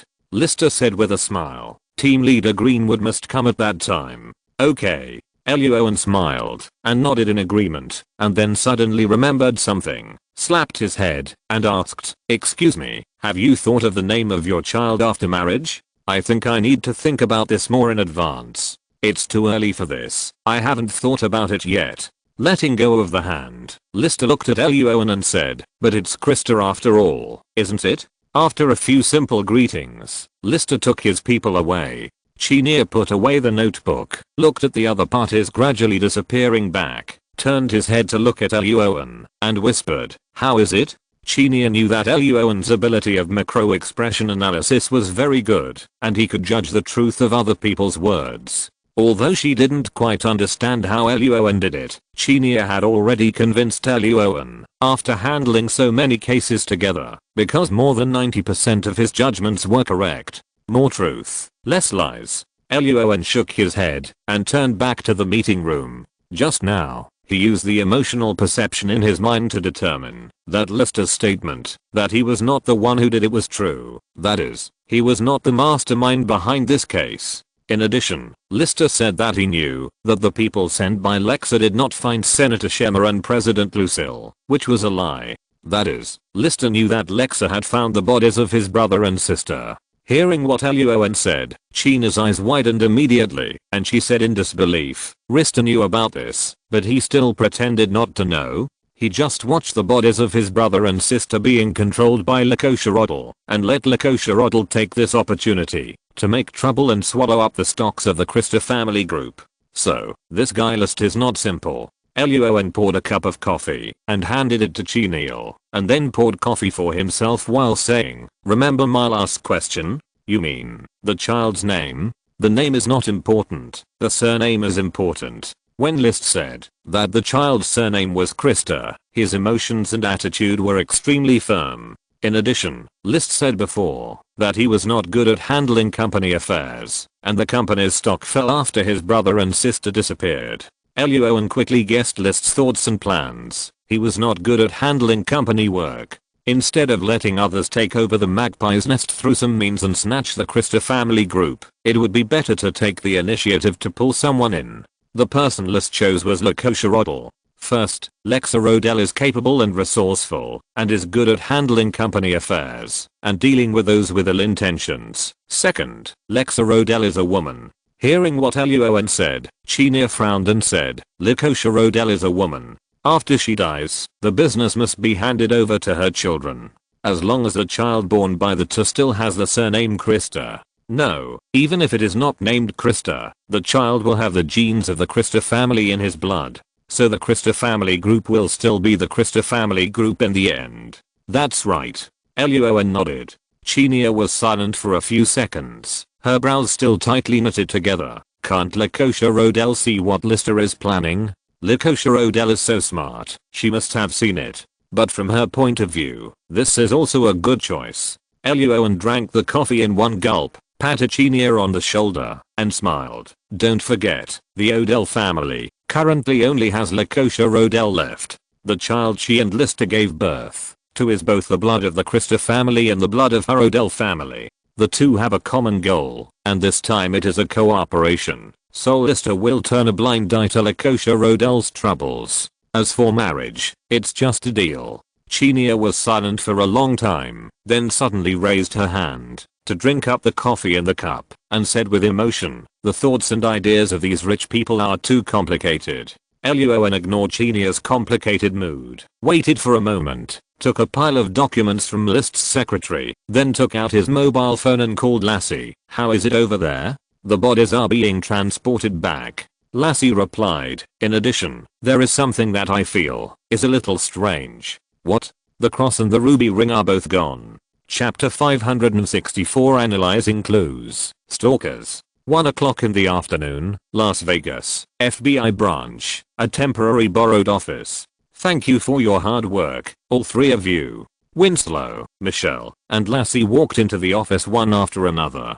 Chanel smiled and served each of them a cup of coffee. Roan asked casually, how is the body? It has been sent to the trace examination department. Lassie picked up the coffee and drank it all, wiped her mouth and replied, the autopsy report, the ballistic test of the bullet in the body, etc., will take some time to come out. In addition, this is something a woman intercepted us on the way and sent us. After Lassie finished speaking, Winslow put down the large cardboard box in his arms and panted slightly, saying, the woman said she was Lekosharodl's secretary. This contains the address and photos of the first crime scene, as well as the route taken by Councillor Schemmer and President Lucille when they left the dinner hotel on the night of the crime. Michelle immediately raised the laptop in her arms, then took out a hard drive from the cardboard box in front of Winslow and said, this is the surveillance video of various places inside and outside the hotel on the night of the crime. I have retrieved them all. Good. Roan nodded,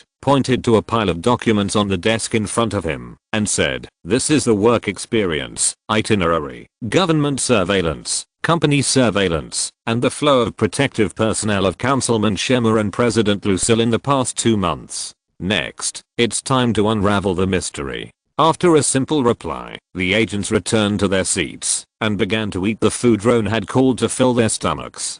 During the meal, Chanel briefly described the conversation between Lexa Rodell and Lister Christa. After listening to Chanel's narration, Lassie swallowed the chicken roll in her mouth and complained. So, for her own selfish desires, Ricosa Rodell hid the 4 bodies that had been found long ago, making it impossible for the law enforcement agencies of Nevada to find them, and only then did she lead us in. Is her action an obstruction of law enforcement? Also, Lister Christa knew that the bodies of his brother and sister were hidden, but he pretended not to know. He is such a good brother. Michelle wiped his mouth, nodded seriously and said, "From a legal point of view, Ricosa Rodell's behavior is definitely an obstruction of law enforcement. But she is obstructing the law enforcement agencies of Nevada." Winslow finished a Big Mac in a few big bites, spread his hands, and smiled. "Didn't Chanel say that Ricosa Rodell heard that team leader Roan took us to participate in the investigation of this case, so she immediately sent the bodies out? Let the law enforcement agencies of Nevada worry about the obstruction of law enforcement." Roan finished the food on the table, washed his hands, and returned to his seat, saying, "Schemmer Christa was a state senator, and Lucille Christa was the president of a corporate group. 2 people of high status and their bodyguards were killed together. The mastermind behind this case is definitely not an ordinary person. The bodies have been found, but we still have to find out the truth of this case and catch the mastermind. Understood?" X4 After finishing their food, the detectives briefly distributed their information and began to carefully search for and analyze clues. The scene where the 4 people disappeared is located at a corner intersection 1 kilometer west of the Banquet Hotel. Chenia posted the car driving video and other information on the whiteboard and said there were 2 cars in total. Congressman Schemmer and his male bodyguard took 1 car, and President Lucille and her female bodyguard took another car. There is no surveillance at this corner intersection, and there are few passers-by. When the 4 people were abducted, no one knew what happened.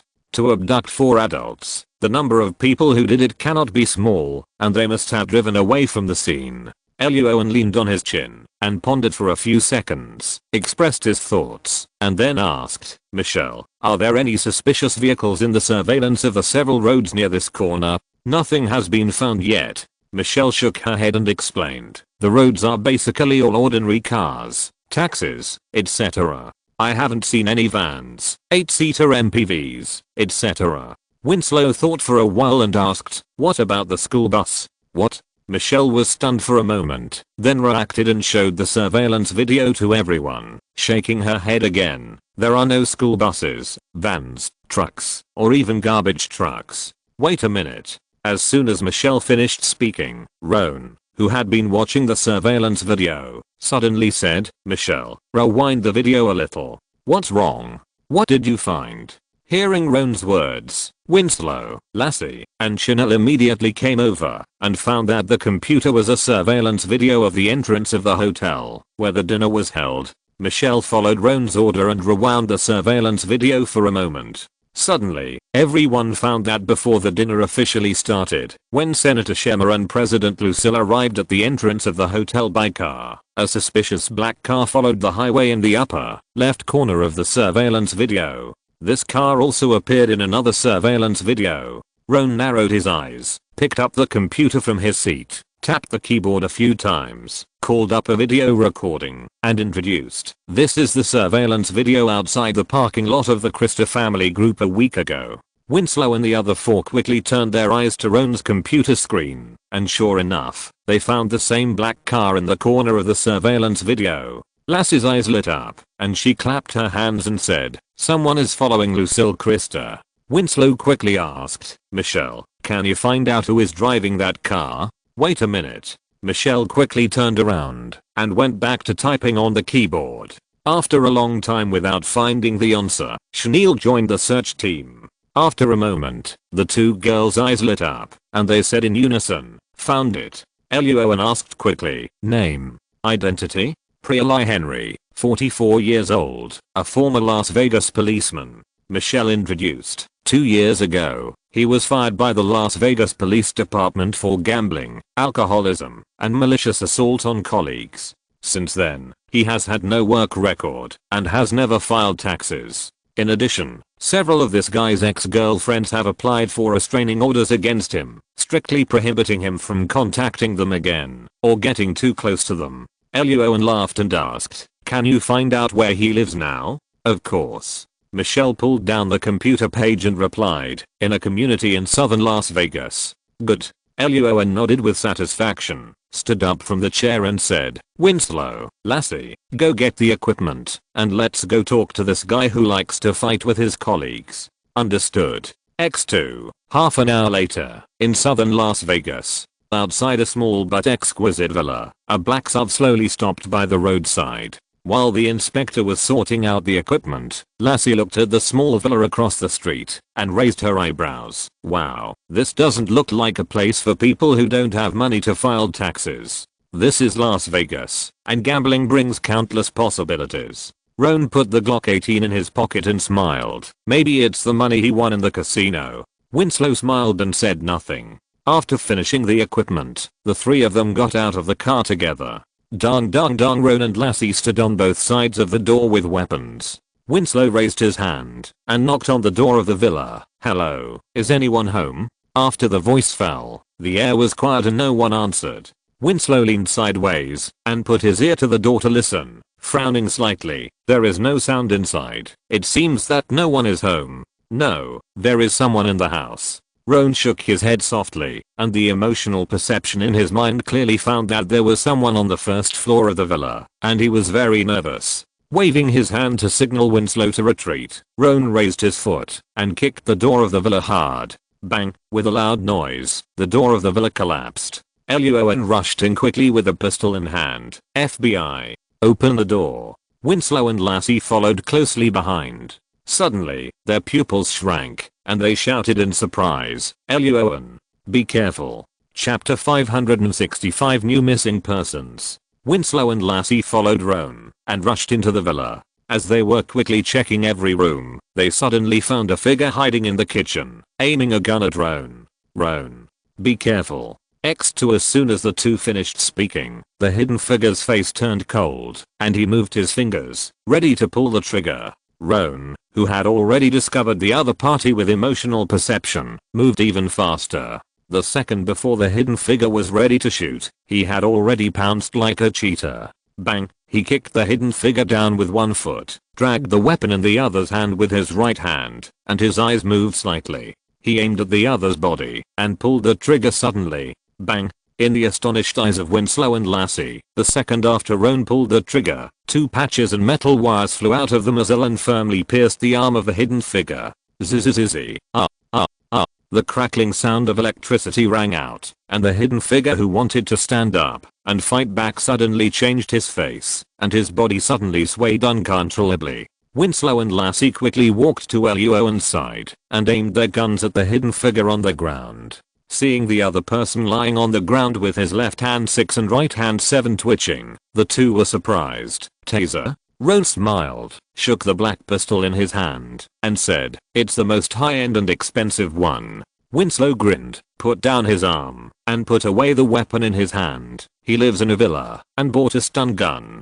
He doesn't look like a poor man at all." After turning off the current device, Prisley, who was trembling on the ground, breathed a sigh of relief, and then said with an unhappy face, "Who are you? Why did you break into my house? I told you just now." FBI. Winslow grabbed Priscilla's clothes, pulled him up from the ground, and asked, "Who ordered you to do it?" "What?" Priscilla's face was full of surprise. "What are you talking about?" Patting Winslow on the shoulder, Roan walked up and said with a smile, "We found that you were following Shimolusil Krista. Now she is dead. Do you have anything to say?" WTF. Hearing what Luo An said, Prisley was stunned for a moment, and then he shook his head nervously. No. It's not me. I didn't do it. It has nothing to do with me." Lassie snorted. "Then why did you follow her?" Prisley was embarrassed. "It really wasn't me." Luo An raised the stun gun in his hand and said seriously, then give us a convincing reason. Don't forget, you are attacking a police officer. Priscilla's face looked very bad. After a long silence, he said, okay, my current identity is a private detective. Private detective, do you understand? Winslow and Lassie frowned slightly, and Priscilla continued to explain, someone hired me to keep an eye on Lucille Christa, it's that simple. Luo An's expression did not change, and he asked, who hired you? This. Priscilla swallowed his saliva, looked at Luo An's increasingly cold face, and quickly replied, it's Lucille Christa's boyfriend. Boyfriend? Hearing this word, Winslow and Lassie were stunned, and Roan was also a little confused, because there was no information about this in the information they had obtained before. Priscilla took a deep breath. Since the door had been opened, he simply told everything he knew. Ladies and gentlemen, the boyfriend I'm talking about is a male model that Lucille Christa found in the past 6 months. Before this, Lucille Christa had found many handsome men, but this male model this time is very motivated.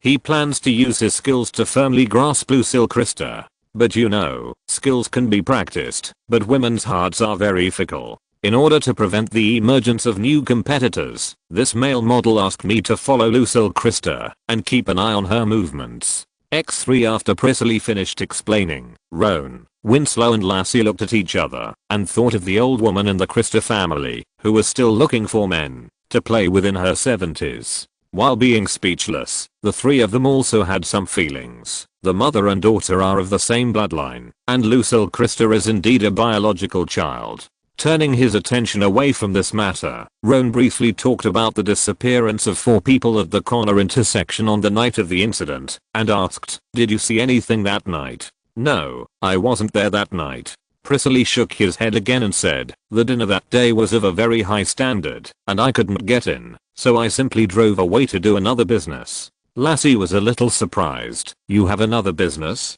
Hey, this is the Federation. There are a lot of similar businesses, okay? Priscilla grinned, then said mysteriously, guess what my second business is? Roan didn't speak. Lassie and Winslow just looked at him quietly. Okay. Priscilla curled his lips, raised his hands in surrender, and whispered, a certain congressman in Las Vegas. His daughter is not his biological daughter. X3. Winslow looked at him expressionlessly. A hint of gossip interest flashed in Lassie's eyes, but was quickly suppressed. Roan rubbed his temples, pondered for a few seconds, asked a few simple questions, and finally said, bring out the contact information of that male model. We need to talk to him. Sometimes, people who are close to each other know a lot of information that others don't know.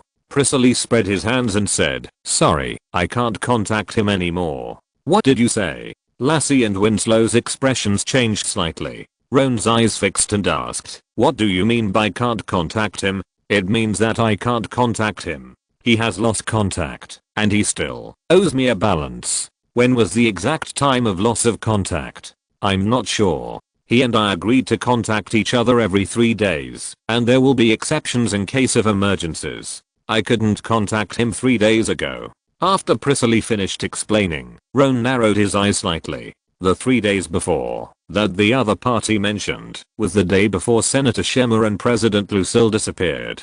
Without further ado, Roan asked, what's the name of the male model? Paul Baker. Paul Baker, 20 years old, from California, is a male model who has been on the cover of a well-known magazine. Some media have commented that he has great potential. At 5 o'clock in the afternoon, in a temporarily borrowed office at the FBI branch in Las Vegas, Chanel pointed to a photo of a handsome and beautiful white youth on her computer screen, and said with a little surprise, I didn't expect that he and 38-year-old Lucille Christa would have such a relationship. Roan's expression remained unchanged and asked, can you find out the specific circumstances of his disappearance? While typing on the keyboard, Chanel replied, there is some information within the local law enforcement agency in Las Vegas, and I'm retrieving it. Okay, thank you for your hard work. Roan nodded, turned around and found Lassie and Winslow huddled together, whispering something. Luo An was a little confused when he saw this. What are you talking about? Winslow and Lassie looked at each other, smiled awkwardly, and whispered, "We found that people in the Krista family seem to like the opposite sex younger than themselves. For example, Lucille Krista and this male model, Lister Krista and Lexa Rodell. The two of us are discussing whether Shema Krista will." Luo's eyes flashed with a hint of speechlessness. Just as he was about to speak, Michelle next to him suddenly exclaimed, "Everyone, I found something here." Hearing this, everyone present hurriedly came over, and Luo An asked, "What do you mean?" "I checked Shema Krista's emotional situation." Michelle tapped the keyboard a few times and explained, "Then I found out that he had divorced his wife 8 months ago. But in these 8 months, he has been in emotional contact with a female reporter named Igeria." Luo An thought of something, his eyes fixed, and asked, "How is this female reporter now?" Michelle swallowed, and the hair on his body stood up. "She is also missing." Chapter 566. Clues, Investigation, Luo An's Analysis, Lass's Discovery. The female reporter is missing too. At 5:30 in the afternoon, in a temporarily borrowed office at the FBI branch in Las Vegas, everyone was surprised to hear Michelle's words. Luo An thought for a moment and asked, "What happened to her disappearance?" "The Las Vegas police file shows." Michelle tapped on the keyboard for a few times, and after a long time, she called up a case record and answered, "A few days ago, Igeria left the newspaper office as usual, after get off work, but did not go to work the next day. The boss of the newspaper found out about this and called her, but no one answered. Someone was sent to her home, but no one was there. After failing to contact her many times, he finally called the police." Lassie asked, "Did the police find any clues? What are the results of the investigation?" "Well," Michelle pulled down the computer page, was silent for a moment, and answered, "No clues, no results of the investigation." "What?" Chenier and Winslow widened their eyes when they heard this, and Lassie asked hurriedly, "What do you mean by no?" "It means no." Michelle's face was not very good, and she explained, "Reporter Igeria's parents are in Europe. She lives alone in the Federation. She has no relatives, and her relationship with her colleagues is average. She doesn't have many friends. In addition, a federal law stipulates that adults who lose contact within a short period of time cannot be reported as missing. So after receiving the alarm, the police only made a simple visit and went back. Later, at the prescribed time dozens of hours later, the police filed this matter as a missing case. But it was still not investigated, because the Las Vegas police were short-handed, and they had to deal with other higher priority cases, such as homicides and shootings, so this missing case was temporarily put aside.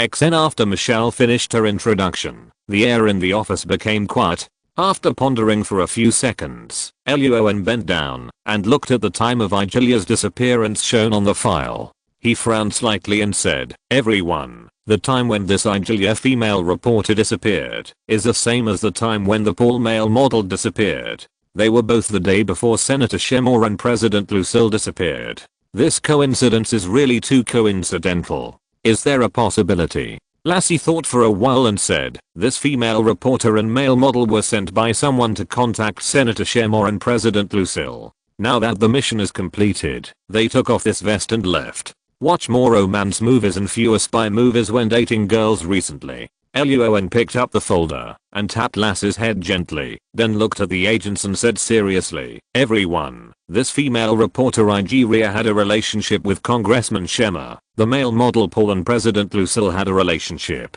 Now both of them are missing at the same time. There is definitely a problem. Next, we will focus on these two missing cases and see what is hidden in them." "Understood. No problem." The agents nodded in unison, and Luo An then ordered, "Winslow, Lassie, you go to the address of female reporter Igeria, visit her neighbors and colleagues, and bring back the nearby surveillance. Michelle, Chenier, you two are responsible for the same work on the male model Paul." "Okay." Several people nodded in response, took their weapons and equipment and left quickly. Luo An stayed in the office, collected the information about the disappearance of Congressman Shema and President Lucille that everyone had brought back before, and checked it carefully again. The night passed quickly. The next day, Roan washed up in the hotel and called Mona. "Good morning, Mona. How are you?" "I'm recovering well. My stomach doesn't hurt anymore." Mona in the villa in Washington DC laughed. By the way, how is your case going?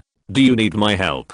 No, you should get well first. Interrupting Mona's idea of coming to Las Vegas to help, Roan asked, is everything normal in the villa these days? Everything is normal, there are no unexpected situations. Mona replied in a slightly strange tone, except Caroline. What's wrong with her? She drinks more than 10 cups of hot water every day and forces me to drink with her, which makes me go to the bathroom like crazy every day. Roan asked Caroline to drink less hot water and chatted with Mona briefly before hanging up the phone. Roan arrived at the temporary office where Michelle, Winslow, and Chanel were already sitting in their respective seats to eat breakfast. Not seeing Lassie, Chanel took a bite of the chicken roll and asked casually, "Where's Lassie?" Roan wiped his mouth and replied, "I asked her to check something, and she will be here soon." Okay. Hearing Roan's words, Chanel didn't ask any more questions. She took a few sips of coffee after everyone finished breakfast and took a break. Roan introduced the topic. How is the investigation going? Do you have any clues? No. Michelle and Chanel's team investigating the male model Paul shook their heads and said, according to the investigation, Paul disappeared on the way back to the building that President Lucille bought for him after leaving the gym that day. After receiving the report, the Las Vegas police quickly found the car that Paul was driving before he disappeared in a parking lot on the way. But there was no surveillance in that parking lot, and there were no fingerprints of others in the car Paul was driving. We visited some people and didn't get any useful information. Okay. Roan's expression did not change. The other party had been missing for so many days, and it was normal that no clues could be found in a short time. He had been mentally prepared before this. Turning his gaze to Winslow, Winslow stood up and said, there are no clues in the surveillance of female reporter Igeria. Lassie and I then visited and asked her neighbors, and the neighbors said they hated Igeria because she made a lot of noise when doing certain things, which affected other people's lives.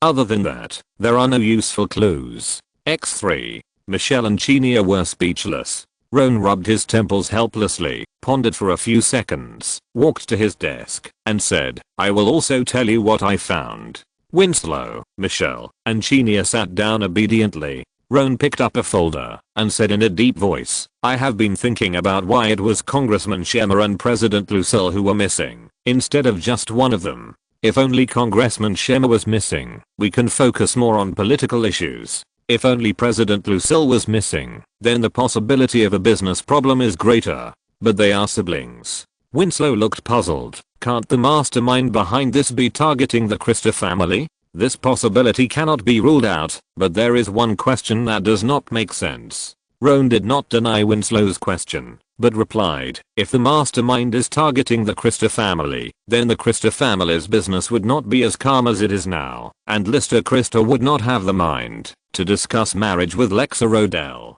Winslow hesitated for a few seconds and nodded. Michelle felt that what Roan said made sense. Chanel thought about it and asked, Roan, you mean that the mastermind is only targeting Congressman Shermer and President Lucille? I just think this possibility is greater. After all, this case also involves a missing female reporter and a missing male model. Roan raised the folder in his hand and said, so, yesterday I focused on checking other connections between Congressman Shermer and President Lucille besides the fact that they are siblings. Then I found some very interesting things. Hearing what Roan said, Winslow, Chanel, and Michelle immediately concentrated and sat up straight. At this moment, Luo An's cell phone suddenly rang. He pressed the answer button and heard Lassie's excited voice on the phone. Luo An, I found clues about the guy who attacked female reporter Igeria. If you're listening to this novel on a channel other than Fanfic World, it means they downloaded and uploaded it without effort. We cordially invite you to visit our channel, Mundo Fanfic Novelos. There you'll find the original version of this story and you can explore many other novels of various genres. We're waiting for you to immerse yourself in a world of incredible novels. Chapter 567 Suspects, Arrests, Familiar Websites. In the south of Las Vegas, outside a small but exquisite villa, a black SUV slowly pulled up to the roadside. This was the home of the former police officer and current private investigator, Price Ray, who was killed by Roan for using a stun gun. As soon as the sub stopped, Lassie came out of the villa holding a file bag.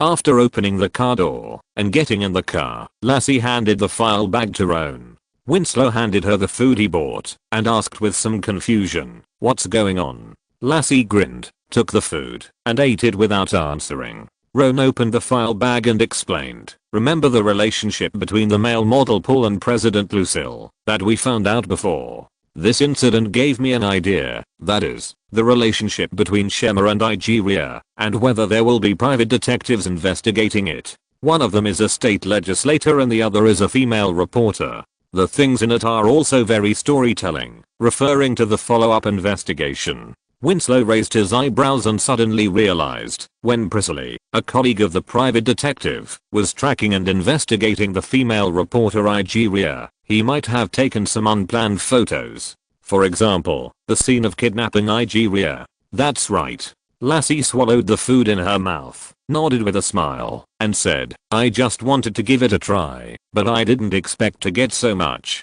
Winslow looked at Roan with admiration, and quickly turned his eyes to the file bag in Roan's hand. Roan opened the file bag, and took out a few photos from it. The photos were not what Winslow imagined, the scene of female reporter Nigeria being kidnapped or murdered, but the scene of female reporter Nigeria leaving the newspaper office after work and driving home, followed by a suspicious taxi. "Another taxi?" Winslow complained, but Roan ignored him, took out his cell phone and called Michelle, saying, "Michelle, I have a taxi license plate here. Please check the identity of the driver of this car. Leave it to me." After getting the numbers and letters on the license plate, Michelle on the other end of the phone immediately began to type on the keyboard. In less than a minute, Michelle immediately replied, "I found out the identity of the driver. His name is SF Jason. He is 45 years old, has a military background, and has been imprisoned many times for robbery, intentional injury and other crimes." "Good." Roan nodded with satisfaction, put the file bag aside, prepared to start the car, and asked, "Where does he live?" "In Clark County south of Las Vegas." Chapter 501. In addition, SF Jason has a roommate named Matthew Gordon, who has also been to prison for intentional injury and other crimes. Another familiar place. He put the gear in with his right hand and stepped on the accelerator to the bottom. The SUV suddenly sped forward. Roan grinned and added, "Michelle, let Chanel contact the SWAT team and work together to arrest him." "Understood." Clark County, a satellite city southeast of Las Vegas. Most of the people living here are workers who work in Las Vegas, but cannot afford to live in the high-rent houses in Las Vegas. Half an hour later, on the southwest side of Clark County, across the street from a community building, and SUV slowly pulled up to the side of the road. Not long after, a black SWAT transport vehicle also slowly stopped in the empty space in front of the SUV. "Check your equipment." In the SUV, Roan hung the communicator on his ear, ordered everyone to organize their weapons, and then asked, "Michelle, what's the situation?" "The taxi is parked in the underground parking lot not far away." Michelle quickly replied, "So food Jason didn't work today and stayed at home. His roommate Matthew Gordon's consumption record shows that he bought some food in a nearby supermarket half an hour ago." At this moment, Winslow suddenly fixed his eyes and pointed to a middle-aged white man carrying a package across the road and said, "Matthew Gordon is there." "Good." Seeing the other party carrying food upstairs, Roan narrowed his eyes slightly, hung up the communicator, and ordered, "Start the action." "Understood." As soon as the voice fell, the rear door of the troop carrier opened immediately. Chenier and a group of fully armed SWAT team members filed out, followed by Roan, Winslow and Lassie, who had organized their equipment and weapons, and rushed into the community building together. Block the elevator, go straight to the 4th floor, where the target person is located from the stairs, and soon arrive at the designated room. After counting down to 3, the leading SWAT team member picked up the battering ram and smashed it hard on the door. Bang, boom, with a loud bang, the door shattered and fell to the ground. 2 SWAT team members holding explosion-proof shields rushed into the room quickly, shouting at the same time, "FBI, open the door. Don't move. Keep your hands away from the weapon. Get down. Get down." In the room, in addition to Matthew Gordon, who had just returned from buying food, there were 2 white youths sitting in front of the TV playing games. The SWAT team members rushed into the room, and the three were shocked. The two white youths subconsciously prepared to throw away the handle and reach for the gun to fight back, but when they saw Matthew Gordon, who was holding the gun, was kicked to the ground by Roan and his pistol was taken away, the two immediately took their hands off the gun and lay on the ground obediently. Where is SF Jason? Finding that there was no target person in the room, Winslow and Lassie frowned slightly. Roan found that there was a bedroom next to it that was not opened, so he waved his hand to signal everyone to go to that room. Bang! Winslow kicked the door open and found a big bed in the bedroom. On the bed was a man wearing shorts and a short shirt, sleeping soundly. On the cabinet beside the bed, there were several small packages of white flour in transparent packaging. On the floor beside the bed, there was a transparent packaging bag without flour. Luo An walked forward and grabbed the sleeping man's head. It was the target they were looking for. SF Jason. Take him away. Luo An was too lazy to say more nonsense. He waved his hand to signal everyone to take the four people away. He found a computer next to him and immediately walked over. Soon, the three were escorted out of the room. SF Jason was carried away, and the flour, pistol and other items were also taken away. Lassie walked to Roan and asked, "What did you find?" Roan pushed the computer in front of Lassie, pointed to the page inside and asked, "Do you know it?" Seeing the red and black website and the red metal card inserted into the computer, Lassie's eyes focused and said in a deep voice, "Is it the criminal website of the underground world before?" "Yes." Closing the computer, Roan narrowed his eyes slightly. "It's an interesting coincidence, isn't it?" 3 o'clock in the afternoon, in the interrogation room of the FBI branch in Las Vegas. On both sides of the interrogation table, Roan and Chenia sat on the left, and on the right was a middle-aged white man with a lot of white hair and eyes that seemed to be open. "Hello, Mr. SF." Luo An opened the folder, put the photo of female reporter IG Rear in front of him, and asked, "Did you kidnap her?" The effect of the flour had just worn off, and SF Jason was very depressed. He slumped in the chair, yawned and replied, "Yeah." "Where is IG Rear now?" "I don't know."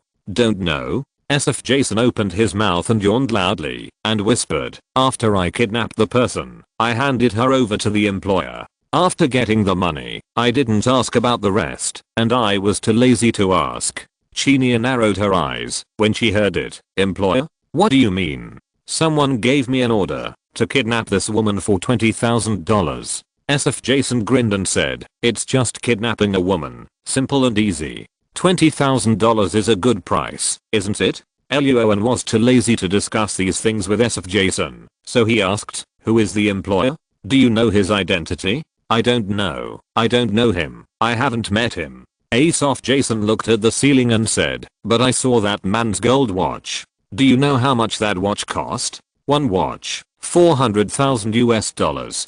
Damn it, I should have tied him up that night." SF Jason fell asleep again while talking. Chenia looked unhappy. Roan got up and left the interrogation room. Michelle immediately came over. "Roan, we found a clue." Chapter 568. The owner of the watch, the possible truth. The Las Vegas FBI branch, a borrowed office. At the desk, Michelle pointed to the red and black page on the computer and said, "Roan, I just found out that the employer who hired SF Jason to kidnap the female reporter IG Rear is the same guy as the employer who hired Edwin to look for the cross in your villa in Washington, D.C. "The same person?" Michelle nodded, then tapped the keyboard a few times, called up another post, and added, "Moreover, this employer also posted on this underground crime website to find someone to kidnap the male model Paul Baker." Winslow next to him grinned. "It feels like this underground world crime website is really a gold mine." Roan thought for a while and asked, "Can you find the identity of the employer who paid the order on this website?" "Sorry, I can't find it." Michelle spread his hands, saying that he was not capable of doing this, and Mona might be more confident. "Then take a look at this interrogation record first." Luo An's expression remained unchanged. He took the information they had obtained when they interrogated SF Jason from Chenia and said, SF Jason said that after he successfully kidnapped the female reporter Igelia that day, he took her to a highway northwest of Las Vegas according to the employer's request. On that highway, SF Jason saw a black car. a man wearing a mask got out of the car and took the female reporter Julia to his black sedan. In addition to the masked man, there was another man sitting in the back seat of the car. SF Jason didn't see the other person's face clearly, but he saw a watch worth $400,000 on his hand. A watch? $400,000? Hearing this number, Lassie's eyes widened, and she was shocked. Michelle was also a little incredible. Did SF Jason see it wrong? He didn't eat flour at the time, and his eyesight and memory were fine, so he shouldn't have seen it wrong. And this employer frequently places orders on criminal websites, and it doesn't look like he's short of money. Luo An handed the location of the highway to Michelle and said, "So, let's investigate whether there were any suspicious vehicles or persons on the road on the night of the incident." "Okay, no problem." Several people nodded in response and returned to their seats to check the surveillance video of the nearby area. Not long after, Chanel made a discovery. "Everyone, I found the car." "Well done." Everyone immediately moved their chairs to Chanel's side.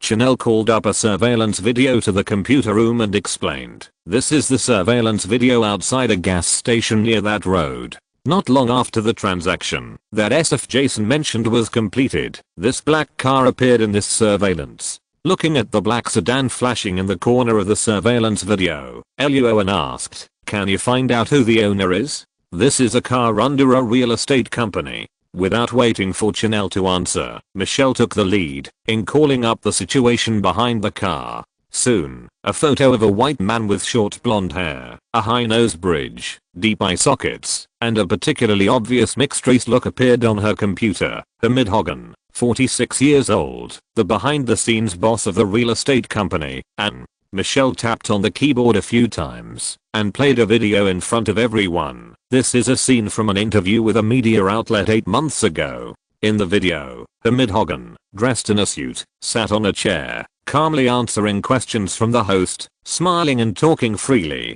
touting that federal housing prices will only rise in the next decade and not fall. While speaking, Hamid Hogan would shake his hands from time to time. In these movements, the gold watch on his left wrist was particularly conspicuous. "Wow." Lassie's eyes lit up and she said, "Although I don't recognize this watch, I can tell at a glance that it is definitely valuable." "You're right." Chanel next to her tapped on the keyboard a few times and quickly called up the information of the watch, a commemorative watch from KCO, priced at $499,990 and there are only 28 pieces in the world. Everyone present was silent for a moment. Winslow looked at the computer screen and saw that Hamid Hogan had assets of nearly 100 million yuan and asked with some confusion, "So, what is the conflict between this Hamid Hogan and Congressman Schemmer and President Lucille?" Not only did he kill the two and their bodyguards, but before that, he also sent people to kidnap the female reporter Julia who had had a relationship with the two, and the male model Paul Baker. Michelle, Lassie, and Chanel frowned, unable to understand why Hamid Hogan did this. Roan picked up a folder from his desk and said with a smile, "Everyone, this may be the reason." Several people turned to look at Roan. Roan did not keep them in suspense. He opened the folder and distributed the papers inside to everyone, explaining, "Remember what I said before? I found out some connections between Congressman Schemmer and President Lucille, besides being siblings. The connection is that one of them is a politician and the other is a businessman." Lassie and Winslow did not quite understand what Roan meant, but Chanel and Michelle were perked up and thought of something. "Roan, you mean?" "Yes, it's collusion."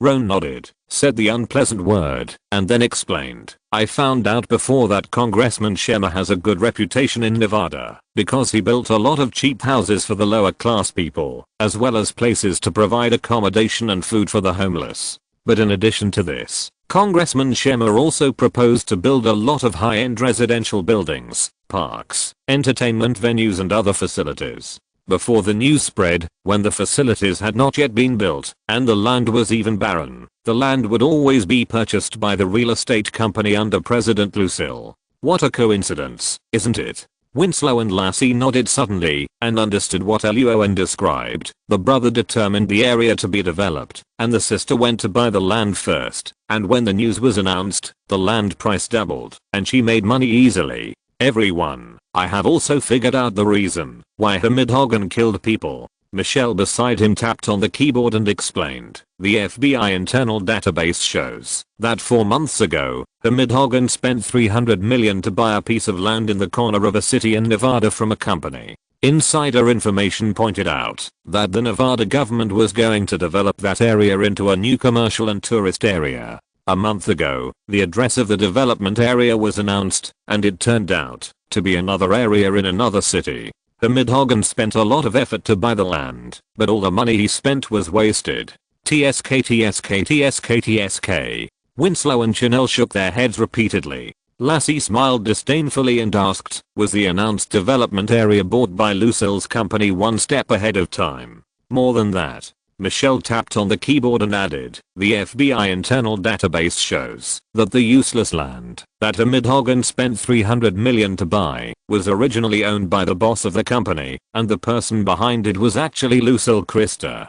After reading the information in the computer, Lassie sneered, they sold the useless land to Hamid Hogan and let him take over. Then they used the money they earned from him to buy the right land to be developed, and wait for the land price to appreciate. Lucille Christa is killing 2 birds with 1 stone. She is really cruel. Otherwise, how could she have fought with Lexa Rodell for so long? Roan smiled. Before Lucille Christa died, the entire state of Nevada, and even the nearby states of California and Arizona, were in chaos because of her and Lexa. The story behind it was a dog-eat-dog situation, but the person still had to be caught. Roan patted Lassie on the shoulder. Go apply for a search warrant and an arrest warrant. Wait a minute. Lassie was about to get up, but Michelle stopped her first, handed the computer to Roan, and said seriously, before you act, I think this information is more important. Chapter 569. Capture of Sniper. 2 days later, at 8:30 in the morning, a few kilometers south of Wellington City in western Nevada, the Federation. On the rooftop of an uninhabited villa, Lassie held a telescope and looked at another villa in the distance, speechlessly complaining, I seem to see a military base. The end of the telescope's target was a villa with a similar structure to the one under Lassie's feet. The difference was that the villa was luxuriously decorated with lush vegetation, and the corridors, lawns, gates, and roofs were full of black people patrolling on time. There were a lot of black guards, but it was unclear how many there were, because they each had their own patrol area. But Lassie saw more than a dozen different faces in less than 3 minutes of observation. The number of people has been found out. Not long after Lassie's complaints, Chanel, who was dressed in a suit and glasses, and disguised as a saleswoman, came over with a bag of food and said, I investigated the daily food supply of that villa, and the number of people is about 30. Fouquet. Lassie cursed in a low voice, put down the telescope, and walked down from the roof, looking at Roan and Michelle who were sitting in front of the computer in the room studying something, and said, 30 black mercenaries, wearing bulletproof vests, and holding submachine guns in their hands. Is Hamid Hogan so afraid of death? Otherwise, let's contact the army. In the villa under Lassie's feet, in addition to the 5 people in the 13th investigation team, there are only 2 SWAT teams with a total of 10 people, 15 versus 30. Even children know that the winning rate is not high, not to mention that the equipment of the black people on the opposite side is not worse than theirs. I have called for backup. 3 SWAT teams with a total of 30 people are on their way. Roan waved his hand to interrupt Lassie's suggestion, and then added, in addition, Hamid Hogan is probably not afraid of death, but is under house arrest. House arrest? Lassie and Chenia were slightly stunned. What's going on? Michelle turned the computer around, showed it to the 2 girls, and explained, when Roan asked you, Lassie, to apply for a search warrant and an arrest warrant, I found that Hamid Hogan started selling assets and other means to raise money from the day Councilman Schemmer and President Lucille disappeared. Roan added, spending $300 million to buy a piece of wasteland will indeed cause financial strain, but it can still hold out for a while. But Hamid Hogan sold villas, luxury cars, stocks, bonds, and even borrowed high-interest loans in just a few days. All these actions can only mean one thing, the owner of the $300 million is not him. Lassie nodded suddenly. $300 million is not a small amount of money. The owner behind it must be very angry. It is normal to imprison Hamid Hogan. Chinia thought for a moment and added, I just found out another thing. Several managers responsible for delivering food to the villa said that they could not understand what the black people in the villa said. They did not speak English. Lassie frowned and guessed, not English? Could it be French? It's not French either. *%*. Chinia said a few difficult words and shook her head. These are the words written down by those managers. I have learned some French, and these words are not pronounced in French. *%*. Roan repeated Chinia's words, frowned and thought for a few seconds, and said, it seems to be one of the Niger-Congo languages in Africa. Hearing this, Michelle and Chinia looked at Roan in surprise, and Lassie asked incredulously, do you also understand African languages? I don't, I just have some understanding. Luo An shook his head. He had learned some languages by rote from Caroline before. Caroline, who was proficient in Oriental languages, had also learned the Niger-Congo language family, one of the largest language families in the world. Luo An had heard some related knowledge from her. Cool. Lassie gave Roan a thumbs up with admiration, and then guessed, so, the mastermind behind the imprisonment of Hamid Hogan, the real owner of the $300 million, is a rich man from Africa? There are not many rich people in Africa, but there are many warlords of all kinds. Roan replied casually, and at this moment, Winslow came up from the stairs and said seriously, team leader, support has arrived. Good. Roan nodded with satisfaction and ordered, Michelle, stay in the villa, contact Customs and Border Protection, and investigate the identities of those black mercenaries. Lassie, Michelle, Winslow, take your weapons and equipment, and prepare for action. Understood. X4. Half an hour later, 4 troop carriers slowly parked on the road in the distance, and surrounded the target villa from 4 directions. Sniper operation is suspended. In a villa that was used as a temporary base, Luo An and others were studying the layout of the target villa. At this moment, the voice of a SWAT team member suddenly sounded in the communicator beside his ear, saying, the target villa has a commanding height, and there is suspected to be an enemy sniper inside. I can't reach the designated location. Sniper? Hearing this word, the faces of everyone in the temporary base suddenly changed. After carefully observing the layout of the target villa for a few seconds, the face of a SWAT captain suddenly turned cold. The rooftop in the upper right corner of the target villa is very suitable for snipers to hide. That position has a wide field of vision. As long as the other party guards there, our subsequent attack will be very difficult. Lassie next to him changed his face slightly, realizing that the other party's words were true, and frowned and asked, is there a suitable place nearby to deal with the sniper? The SWAT captain's face looked grim. There is a place, but when our sniper arrives at that position, the enemy sniper can also see him. In the end, the two can only compete in reaction speed to survive. This 1-for-1 tactic made everyone look extremely ugly. Lassie, Winslow and others had no good solution, and finally turned their eyes to Luo An. I'll take care of it. Looking at the structural layout on the map, Luo An pondered for a few seconds, and without any nonsense, he said directly, you are responsible for the feint attack in front to attract attention, and I will go around to get rid of this sniper. What?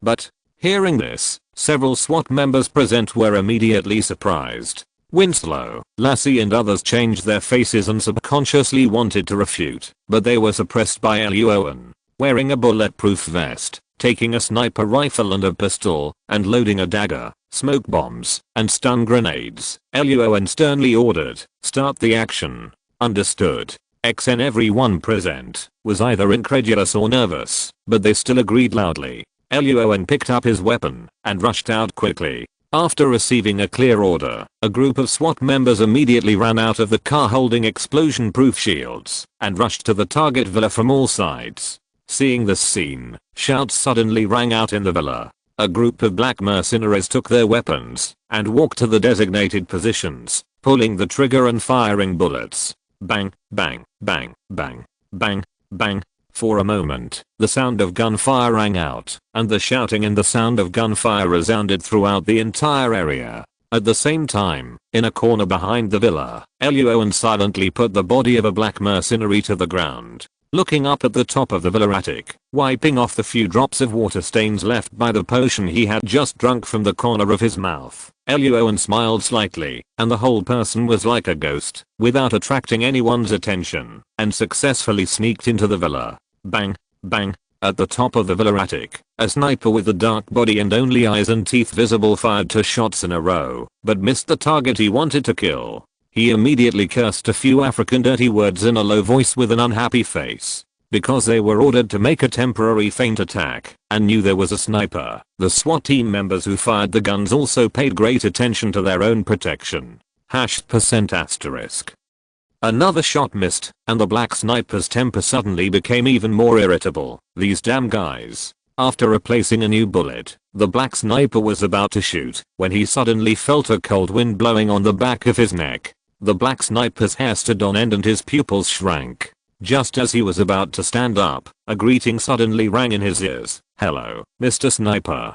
Chapter 570 Bomber. In the western part of Nevada, a few kilometers south of Wellington City, there is a villa. Bang, bang, bang, bang, bang bang bang. Left. Be careful on the left. Get down. *%.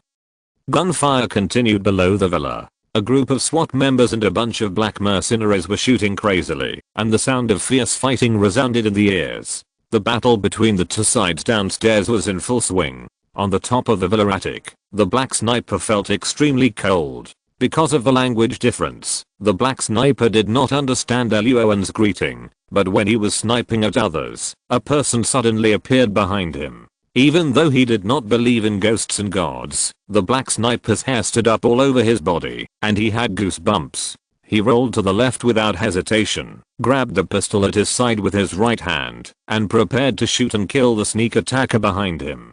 Swish. The next second, a cold light flashed in the black sniper's eyes, and a tingling sensation suddenly came from his neck. The pupils of the black sniper shrank suddenly, and he subconsciously covered his mouth with his hands, but the warm blood still gushed out from his neck uncontrollably, and in the blink of an eye, the sniper's black skin turned bright red. Looking at the black sniper who twitched a few times and stopped breathing, Luo An grinned, put away the dagger, pressed the communicator beside his ear, and ordered, "The plan is successful. The sniper has been dealt with. Start the full-scale attack." Hearing Luo An's words, several SWAT captains on the other end of the communicator suddenly widened their eyes in disbelief. Winslow, Lassie, and Chenia breathed a sigh of relief. The SWAT team members were full of admiration, and answered in unison, "Understood." Since the sniper had been dealt with by Luo An, the feint attack could be stopped. Several SWAT captains led their teams to order. "Right. Surround from the right. Start the attack. Shoot them down for me." Bang bang bang, bang, bang, bang. Suddenly, the fighting downstairs in the villa became more intense. The black mercenaries felt great pressure instantly. After several teammates died in succession, they had to slowly retreat to the back of the villa. At the same time, inside the villa, after getting rid of the black sniper, Roan wiped off the blood on his hands, took out a pistol from his waist, and began to move downstairs quietly. Roan's next goal was to find the target of this trip, the Midhogan. This villa has 4 floors, including the attic on the top. Roan took the gun, and leaned against the wall, and moved down carefully. He rolled over, and rolled into a room on the 3rd floor. He immediately saw a black man holding a submachine gun, standing on the edge of the window, and shooting wildly downstairs. Seeing Roan rolling into the room, the black mercenary was stunned for a moment, and then he reacted, and quickly turned the muzzle to aim at Roan. Bang, bang, bang. Roan was faster than him. In the blink of an eye, he pulled the trigger 3 times in a row, 2 shots in the chest, and 1 shot in the head. The black mercenary fell to the ground with a dazed look. Roan turned around, and continued to move to other rooms. Bang, bang, bang. 3 consecutive gunshots rang out in the rooms on the 3rd floor of the villa. Luo An became more and more skilled in shooting 2 shots to the chest, and 1 shot to the head. Soon, all the black mercenaries in the rooms on the 3rd floor were cleared by Luo An. Next to the bodies of the 2 black mercenaries, Luo An leaned against the wall with a gun, stared at the staircase, pressed the communicator, and said, "The enemies on the 3rd floor have been cleared. Target." Before he finished speaking, 2 black men suddenly rushed up from the staircase. Seeing the red objects tied around their waists, Luo An's pupils shrank suddenly, and he shot and killed the two without hesitation, then turned around and jumped out of the window of the room while shouting in the communicator, "Fouquet, be careful of the *** bomb." What are you talking about? At first, when they heard Luo An say that the enemies on the third floor had been cleared by him, several SWAT captains and SWAT members were shocked and admired him. But Luo An's subsequent words were a bit too hasty, and coupled with the sound of gunfire everywhere at the scene, everyone didn't hear Luo An's words clearly. Just as they were about to press the communicator to ask, two deafening explosions suddenly sounded in the villa in front of them. Boom, boom. The explosions resounded through the sky, and the SWAT team members subconsciously fell to the ground to avoid the attack and protect themselves, and then they felt a bunch of glass fragments and messy items hit them. After waiting for a few seconds, everyone stood up and looked up at the location where the explosion came from. They were immediately shocked to find that the second and third floors of the villa had completely disappeared, and only the raging flames were burning violently. Winslow, Lassie and Chinia's faces suddenly changed when they saw this scene. They quickly pressed the communicator and asked, "Roan, where are you? How are you?" "I'm fine." In the pool next to the rockery behind the villa, Roan slowly climbed out of it and spit out the water in his mouth. The pain from several parts of his body made his expression a little ferocious. He picked up the communicator next to him and said seriously, "The other party has a bomb tied to his body. Be careful." "Bomb tied to the body?" Hearing this, Winslow, Lassie and Chinia's faces suddenly changed, and several SWAT captains and team members also felt nervous. Before everyone continued to ask, a group of black mercenaries suddenly ran out of the villa, with objects shining red tied around their waists, and rushed towards them. Fouquet. Z10. Mother Fouquet. *%. Looking at this group of black mercenaries rushing towards them like crazy with bombs tied to their bodies, everyone present suddenly changed their faces and rushed to the other side and fired wildly. Bang, bang, bang, bang. A burst of gunfire that was more intense than before suddenly rang out, and the black mercenaries fell to the ground one after another. But the moment they fell to the ground, the red light on their bodies suddenly stopped. The next second, several familiar explosions resounded through the sky again. Boom, boom, boom. After the explosion, Winslow and the SWAT team members got up from the ground, looking at the big pit not far in front of them, and the soil mixed with unknown black and red substances on their bodies. Their faces suddenly became extremely ugly. Smelling the faint smell of meat in the air, Lassie and Chinia's faces turned pale, and they subconsciously felt a little nauseous, but they quickly suppressed this feeling. Forward. Several SWAT captains also looked unhappy and quickly sorted out their emotions and ordered loudly, "Attack." Understood. Bang, bang, bang, boom, boom. Soon, the gunfire rang again, and the team members knocked down the bomber to avoid the explosion and continued to advance into the villa. At the same time, on the other side, Luo An broke into the villa again and quickly found the room where the mercenaries made the bomber. Swish, bang, bang, bang. He threw the dagger hard and stabbed it into the neck of the black mercenary on the left, causing him to fall to the ground helplessly. Then, with two familiar shots to the chest and one to the head, Luo An quickly killed another black mercenary on the right. Looking at the pile of bombs that had just been wrapped on the table in front of him, Luo An snorted coldly, turned around and walked out of the room, and pressed the communicator. "The bomber has stopped making bombs, and attack with all his strength." Understood. He walked around several black mercenaries and slowly walked into the dark basement without turning on the lights. As soon as Luo An reached the end of the stairs, a flash of orange-red fire from the muzzle of the gun suddenly burst out from the corner of the basement. Bang bang bang bang bang bang. Countless bullets hit the end of the stairs in an instant. Luo An, relying on his sense of danger, rolled forward one step ahead and successfully avoided this killing move. But after the enemy stopped attacking, because the basement was dark and the enemy's natural protective color was not turned on, Luo An could not see where the enemy was with his eyes. Fortunately, after the battle began, Luo An had always turned on emotional perception in his mind, and always relied on other people's emotions to perceive the enemy's position. Bang, bang, bang. The next second, 3 gunshots rang out. In the corner, a black mercenary looked at the two gun muzzles on his chest and the pain between his eyebrows. An impossible thought flashed through his mind, and he finally closed his eyes and fell to the ground, losing his breath. After finding the switch to turn on the light, Roan ignored the body of the black mercenary and quickly walked to a white man lying on the ground not far away. The white man on the ground had short blonde hair, a high nose bridge, deep eye sockets, and a particularly obvious mixed race look.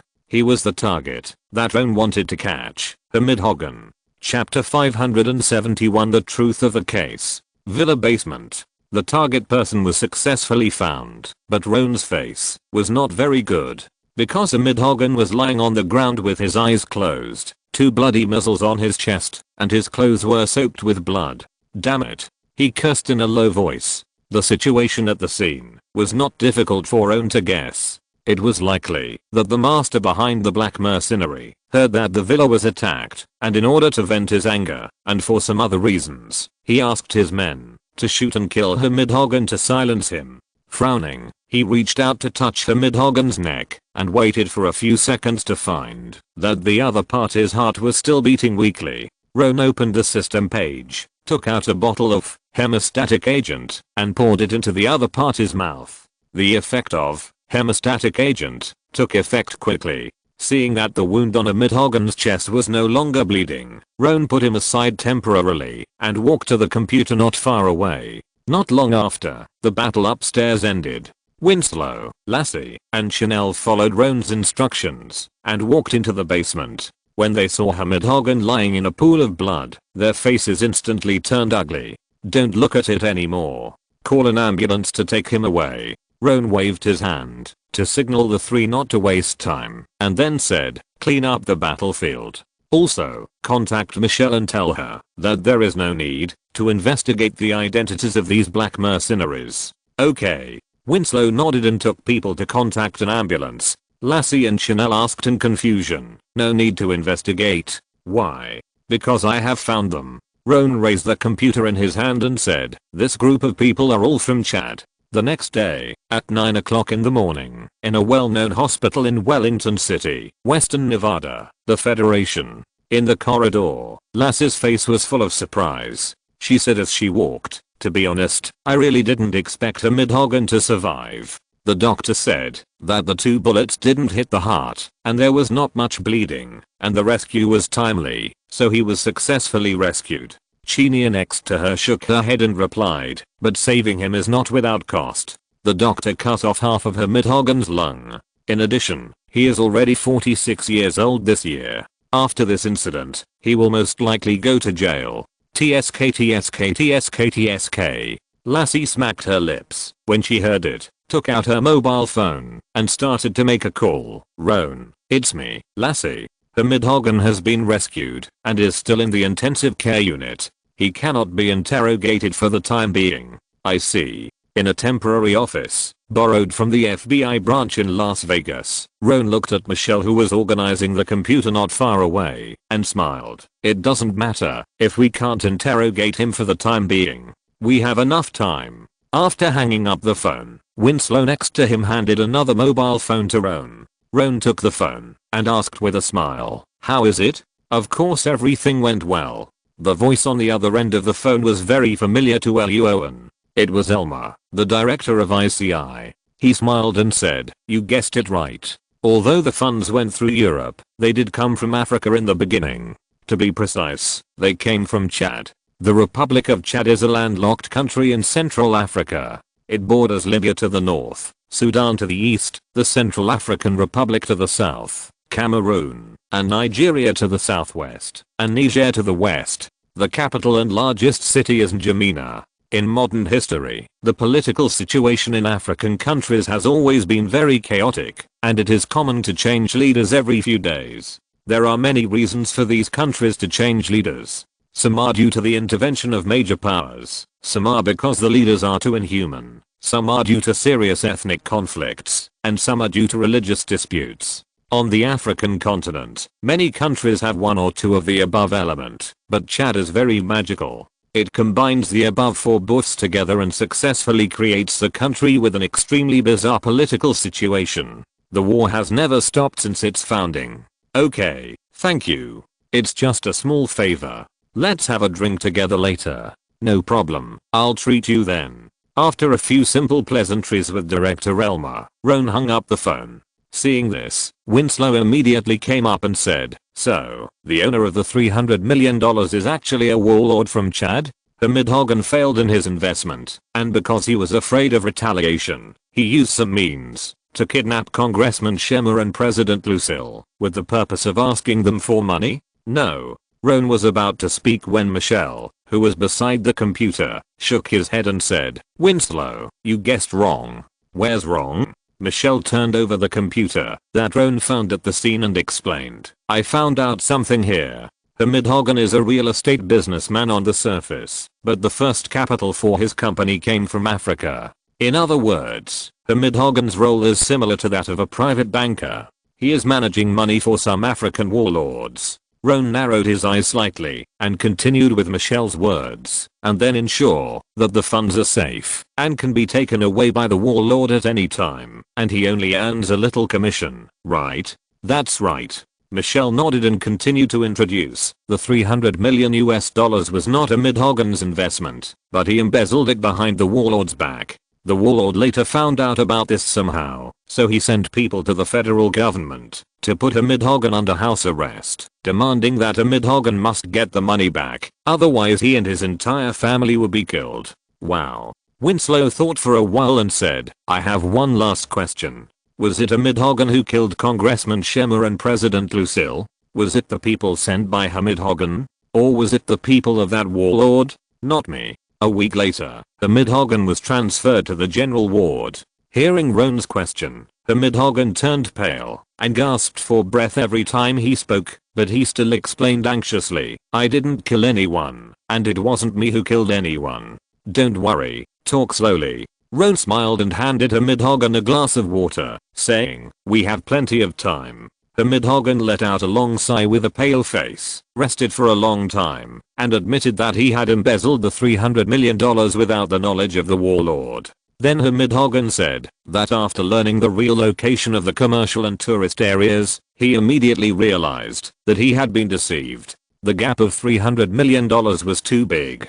Hamid Hogan thought for a long time and finally decided to find someone to kidnap the female reporter and male model who had had sex with Senator Schumer and President Lucille, and use this to threaten the two to negotiate. But unexpectedly, this matter was soon exposed, and the warlord knew it soon. "He's a lunatic," Hamid Hogan said hoarsely. "I just asked someone to bring back the female reporter and the male model, and the lunatic's men found me and killed them in front of me. The next day, the lunatic's men kidnapped Schumer Krista and Lucille Krista. My original plan was to negotiate with them and let them buy back the land, and I didn't intend to kill them. As a result, the lunatic's men kidnapped the two and tortured them. Not only did they kill them despite my objections, they also asked me to get the $300 million back no matter what.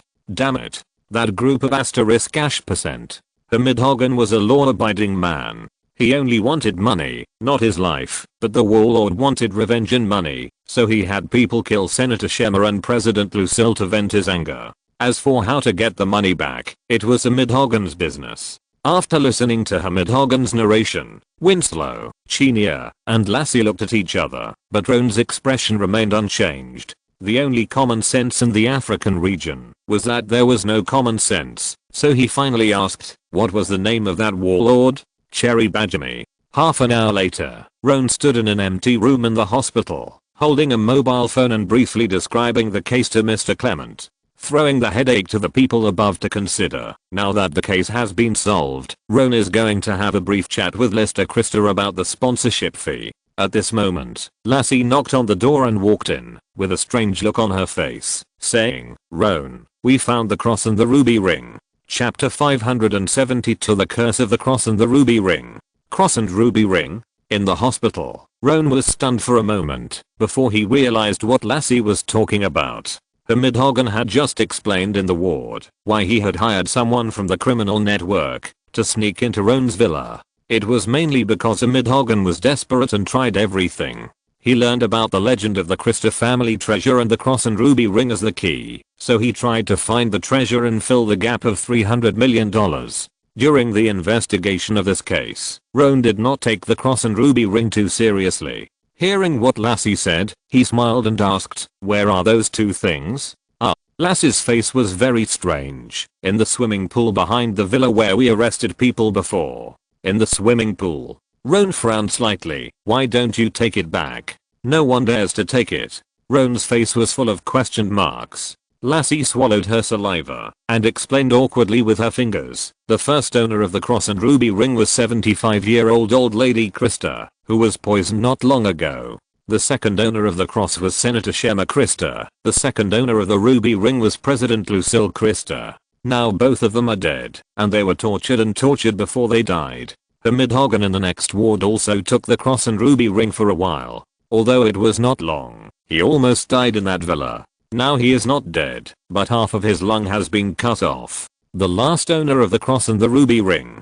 Luo An's face became more and more strange, and he asked, "Who is the last owner?" "It was the leader of the black mercenaries, and the trusted subordinate of the African warlord. When he was guarding her Midhogan, he snatched the cross and the ruby ring into his own hands." Lassie pursed her lips and explained with a dry mouth, "He was the last bomber in that operation. After the explosives exploded, he was scattered everywhere, and his body was torn into pieces." After Lassie finished explaining, she looked up at Luo An and said nothing. Luo An also remained silent. The room was silent for a while. After a long silence, Luo An coughed lightly and said seriously, "Lassie, we must believe in science." Lassie's eyes widened immediately. Just as she was about to speak, Luo An interrupted her and said, "Call Lister Christa and tell him that we have found the cross and ruby ring of their family. Let him send someone to get it." Lassie was startled. Then she smiled and raised her hand to give Luo An a thumbs up, then walked out of the room with a smile. After leaving the hospital, in the next few days, Luo An began to lead people to deal with the follow-up work of this case. In fact, there was not much work, and there were not many problems that needed to be solved by team leader Luo An. But there was one thing that Luo An had to do in person, that is, the special case handling funds that Lister Christa said before the case investigation. Las Vegas, a large office on the top of a high-rise building. Lister Christa, with short dark brown hair and a pair of black glasses on her nose, smiled and reached out to shake hands with Luo An, waving her hand to signal, "Please sit down." "Thank you." Luo An smiled and turned to sit on the sofa. The secretary poured 2 cups of coffee for the two of them, bent slightly and turned to leave. Lister Christa first picked up the coffee and shook it at Luo An, smiling, as expected of team leader Luo An. "You have found out the truth of the matter in such a short time. By the way, the identity of the murderer behind the scenes, can you tell me?" "Of course." Luo An nodded. "As the family of the victim of the case, the other party has the right to know the truth of the case." After a little thought, Luo An briefly described some of the circumstances behind the case. African, knowing that the mastermind behind the case was a warlord far away in Africa. Lister Christa's brows suddenly frowned. Luo An's expression remained unchanged, and he took a sip of the coffee. It tasted good, better than the coffee beans in Verian's office. Roan had no intention of asking what Lister Christa was going to do afterwards, but he heard from Verianus that Mr. Clement seemed to have contacted the CIA. Roan could not guess what Mr. Clement was thinking and planning, as there was too little information at the moment. However, Roan did not think that the CIA would take action to eliminate the warlord in a short period of time. After all, the political factors in Africa were too complicated. Bang! Just as Roan was sipping coffee, the door of the office was suddenly opened, and Lexa Odell, who was wearing a red women's suit, had blood-red lips, and had an extremely eye-catching temperament, walked in with her head held high. Lister Christa's secretary stood at the door, and was suppressed by Lexa Odell's aura. She lowered her head, and did not dare to speak. However, Lexa Odell's aura had no effect on Roan. He stood up and extended his hand and said with a smile, "Good morning, Miss Lexa." "Good morning, Team Leader Roan." Lexa Odell extended her hand and shook Roan's hand, smiling and asked, "I heard that the case has been solved." "Team Leader Roan, you always bring me a big surprise." Roan smiled slightly. When he first came to the office, Lister Krister asked the secretary to transfer the $10 million special case handling fund to the account of the 13th investigation team. Seeing that the couple in front of him had something to talk about, Roan simply exchanged a few words with Lexa Rodell, and then stood up and left the office. Taking a car back to a hotel in Las Vegas, Winslow, Lassie, Michelle, and Chenia were waiting in the same room. Luo An pushed the door and entered the room. The four people turned their eyes at the same time. Lassie ran to Luo An and asked with blinking eyes, "How is it? What do you mean?" Luo An took off his coat and threw it aside. Luo An didn't say much nonsense. He took out his mobile phone and distributed the gains of this case. Because Mona did not participate in the investigation of this case, she did not get a share of the gains this time. As for the rest of the number 13 investigation team, Luo An, as the team leader, received $3.2 million. Winslow, Chenia, Michelle, and Lassie each received $1.6 million. The remaining $400,000 remained in the account of the number 13 investigation team, to be used for handling other cases in the future. Ding, Luo An put down his mobile phone, and Winslow, Chenia, Michelle and Lassie's mobile phones rang with message ringtones one after another. Seeing the newly added 7-digit number in her account, Michelle's eyes lit up, Chenia's mouth corners raised, and Winslow grinned, and his back teeth laughed out. Lassie jumped up and screamed with joy, then turned around and gave Luo An a big hug. Without waiting for Luo An to speak, she suddenly lowered her voice and whispered in Luo An's ear, "Mona is not here. Do you want to go out with me to have some fun tonight? I met some very beautiful girls these days. I can give you 3. I can give you 1. At the end, Lassie seemed a little regretful and temporarily changed her words to reduce 2 numbers. A hint of speechlessness flashed across Luo An's eyes. He reached out and pushed Lassie away, simply tidied his clothes, and snorted, "I'm not that kind of person." Lassie blinked and thought of something. Just as she was about to speak, Luo An continued, "Stop talking nonsense. If you really want to thank me, go and rent a sports car for me now. Mona will come to Las Vegas soon. The case is solved. I want to have a good rest for a few days." Lassie. Hearing this, Lassie looked up and down at Luo An with a strange look on her face. Seeing Luo An grabbing the coat next to him and pretending to throw it, Lassie quickly dodged Luo An's action, smiled and agreed, and ran out of the room. "Leave the car rental to me. I guarantee it will be no problem." After taking back the coat and not bothering to pay attention to Lassie, Luo An looked at Winslow and the others and asked, "What are your plans?" The 3 of them had bright smiles on their faces. Chanel said that she was going home to see her parents, and Winslow was going to the mall to buy some gifts for his son. As for Michelle, she smiled and replied, "I have borrowed 15 books from the library, and now they are in the next room." As expected of you. Chapter 573 Luo An 7 Small Goals and Harvest. That afternoon, outside the Las Vegas airport, an orange Lamborghini sports car parked on the side of the road. Its sharp front face and handsome shape attracted the attention of many passers-by and tourists. Wow. Not long after, following the instructions on the phone, Mona, dressed in travel clothes, walked out of the airport. Seeing Luo An sitting in the car and waving at her, Mona raised her eyebrows. In the envious eyes of the passerby girls, she threw her bag into the car, opened the door, sat in the passenger seat, and asked with a smile, "Did you buy a new sports car again?" Luo An smiled and shook his head, "No, I rented it." Boom. After making sure Mona fastened her seatbelt, Luo An stepped on the accelerator, and the Lamborghini suddenly roared. He turned the steering wheel and the orange sports car immediately drove forward. Feeling the wind blowing in his face, Roan smiled and explained, "There is a Dodge Hellcat sports car parked in the villa in Boston. Plus, I don't drive the sports car very often, so there is no need to buy a new one." "I know." Mona nodded, letting her hair flutter in the wind.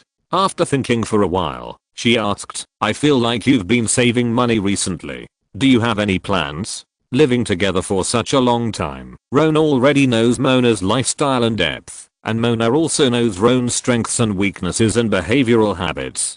When the two first started living together, Roan's consumption habits, although generally conservative, occasionally there would be some passionate consumption, such as installing a home theater in the villa, or buying some gaming equipment. But after successfully rescuing Javarie Evans and returning to the Federation from Europe, Mona found that Roan's passionate consumption basically never appeared again, and large-scale consumption also decreased a lot. Seeing Mona looking at him with curiosity, Luo An's eyes moved slightly and he nodded. I do plan to save money. Now the time has officially entered 2006, and the signs of the subprime mortgage crisis have begun to surface. The time before the global financial crisis is getting shorter and shorter. Luo An recently calculated all his assets to date. In terms of fixed assets, he has a small apartment and a Chevrolet sedan in New York, a large villa in Boston, an orange sports car, and a Dodge Hellcat. Luo An also has part of the property rights of the villa in Washington, D.C. In terms of current assets, Luo An bought stocks of Apple, Microsoft, and Amazon for about $5 million, which are currently worth $9 million.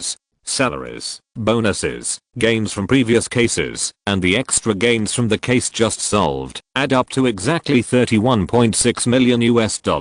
In the case of Mona's father, Luo An got nearly 200 million euros, which is about $210 million when converted into US dollars. In the previous bank robbery, he also got $300 million in flash memory chips, which are currently lying in some accounts in the Cayman Islands. Luo An has no intention of touching the fixed assets, and all the current assets add up to about $550.6 million. The financial crisis is both a disaster and an opportunity for some people. When he first came to this world, Luo An set a small goal for himself, to make 100 million first. Now he has earned 5 small goals, but if he doesn't want to lie flat, he must have a motivation to move forward.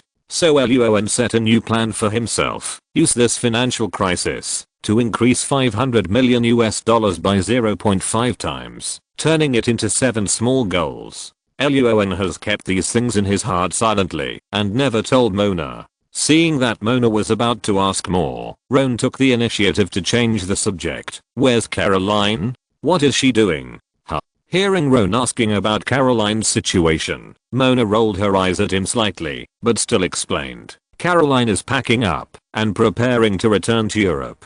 Back to Europe? Roan frowned slightly, but then he thought that the matter with Javarie Evans had been resolved, and Caroline's return to Europe was a normal choice, so his expression slowly relaxed. Yeah, she doesn't like the Federation. Mona raised her arms and stretched hard. She closed her eyes and enjoyed the breeze, and said, Caroline thinks life in the Federation is too simple and rough. It doesn't have the artistic and cultural atmosphere of Europe, and the men are not gentlemanly enough. Gentlemen? Hearing these words, Roan's mouth grinned uncontrollably and sneered. Mona turned her head in confusion and asked, what's wrong? Nothing. Roan shook his head. He didn't discuss the hypocrisy of those gentlemen with Mona, and changed the subject again. What do you want to eat later? Let's change to South Asian dishes this time. I haven't eaten them yet.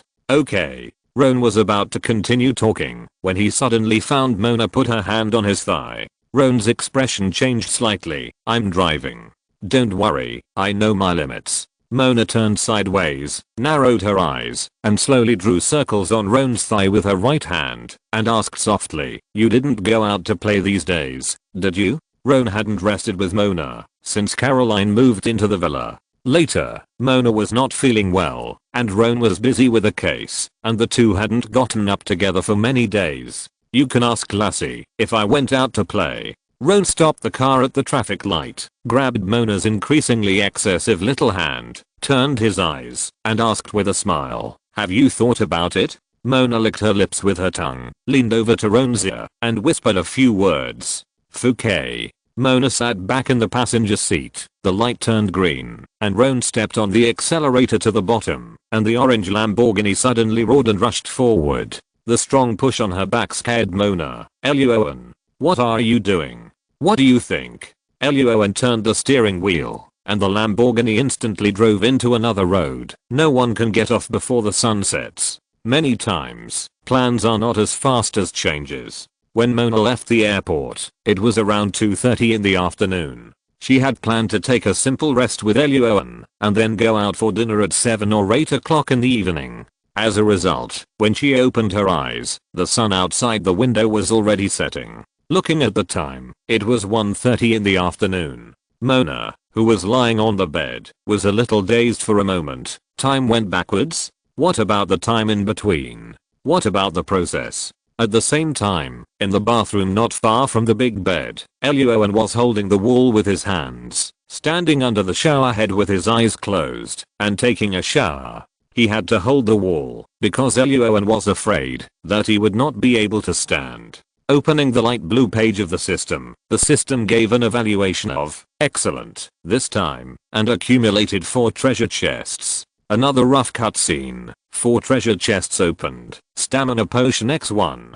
Stamina potion X1. Stamina potion X1. Danger sense potion X1. Luo An. Opening the system's warehouse page. There are now stamina potion X6. Hemastasis potion X3. Antidote potion X5. Swiftness potion X4. Strength potion X4. Sensitivity potion X1. Analgesic potion X5. Featherfall potion X4, sleep potion X1, aqualung potion X3, regeneration potion X2, danger sense potion X1. Without hesitation, he took out a bottle of stamina potion and poured it into his stomach. After a few seconds, Luo An's spirits were lifted and he successfully recovered to his peak state. Looking at the newly opened danger sense potion, Luo An pondered for a few seconds and decided to save it first and drink it later. After washing up, Luo An put on a bathrobe and walked out of the bathroom and found Mona staring at the ceiling in a daze on the bed. "Get up, lazy bum." Sitting next to Mona, Luo An reached out and gently pinched her pretty face and said with a smile, "Aren't you hungry?" Mona rolled her eyes at him. "What do you think? I don't think you're hungry." Luo An smiled and whispered, "You ate last night." Luo An. Mona blushed, grabbed the pillow, and began to slap Luo An frantically. Not long after, the hotel waiter brought the meal into the room, and the two immediately stopped fighting and started eating to fill their stomachs. Halfway through the meal, Luo An's cell phone suddenly rang. He picked it up and found that it was Winslow who called. After swallowing the food, Luo An pressed the answer button and smiled. "What's wrong?" Winslow's tone on the phone was a little bad. "Luo An, I want to ask you to do me a favor. If you're listening to this novel on a channel other than Fanfic World, it means they downloaded and uploaded it without effort. We cordially invite you to visit our channel, Mundo Fanfic Novelos. There you'll find the original version of this story and you can explore many other novels of various genres. We're waiting for you to immerse yourself in a world of incredible novels." Chapter 574 Winslow's Problem. Gift. In a room on a high floor of a famous hotel in Las Vegas. Hearing that Winslow's tone was a little strange, Roan frowned slightly. "What's wrong?" "It's not very clear over the phone." Winslow pondered for a few seconds and said in a low voice, "We need to meet." "Okay." Thinking of Winslow's previous statement that he planned to go see his son, Roan's expression changed slightly and he stood up to change his clothes and asked, "Where are you now?" "I'm in a club in southern Las Vegas." Winslow gave an address and Roan hung up the phone. Mona next to him swallowed the food in her mouth and asked puzzledly, "What happened? Where are you going?" Roan replied while changing clothes, "Winslow may be in trouble." Mona's face changed slightly and she put down the cutlery in her hand. "Do you need me to go with you?" After changing clothes quickly, Roan walked to Mona, bent down and kissed her on the face, and smiled. "Not yet. I won't call you if something goes wrong." "Okay." Mona raised her head and kissed Roan a few times, then patted Roan's thigh, leaned back and made a rather seductive move, and smiled. "I'll wait for you to come back. I've prepared a surprise for you. Then I'll be waiting." Luo An laughed and quickly turned around and walked out of the room. He took the elevator downstairs to find the sports car. Luo An got in and pressed the start button. While driving to the place Winslow mentioned, he called Lassie, Chinia, Michelle and others to ask about Winslow's situation. After receiving Luo An's call, Lassie, Chinia, Michelle and others were also surprised, but they didn't know what happened. They asked if they wanted to go to the club together.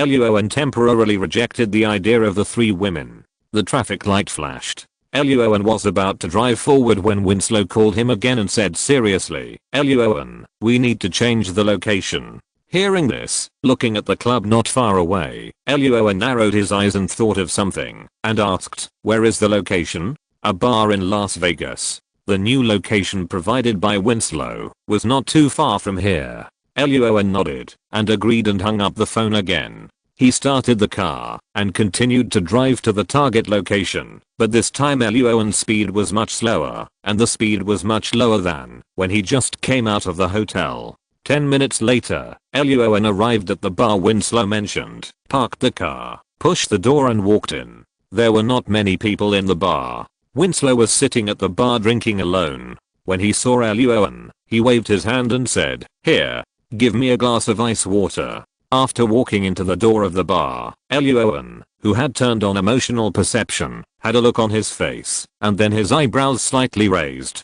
He walked over to Winslow and sat down, waved his hand to signal the bartender that he didn't drink, then looked at Winslow and asked, what happened? Winslow put down his glass and said in a low voice, I encountered a problem. Taking the ice water, Luo An thanked the bartender and then said, tell me in detail. Winslow didn't keep him in suspense and said, I cheated a good friend of mine, and I'm worried that he will beat me up afterwards. Luo An smiled slightly, so, what did you cheat him of? I tricked him into going out for a drive, and finally came to the bar. The solemn look on his face suddenly disappeared. Winslow grinned, suddenly hugged Luo An's shoulders, and shouted, happy birthday, Luo An. As Winslow finished speaking, the lights in the originally dim place behind the bar suddenly lit up, and several familiar female voices came into Luo An's ears. Happy birthday, Luo An, XN. The first thing that caught my eye was a cart with a big cake on it.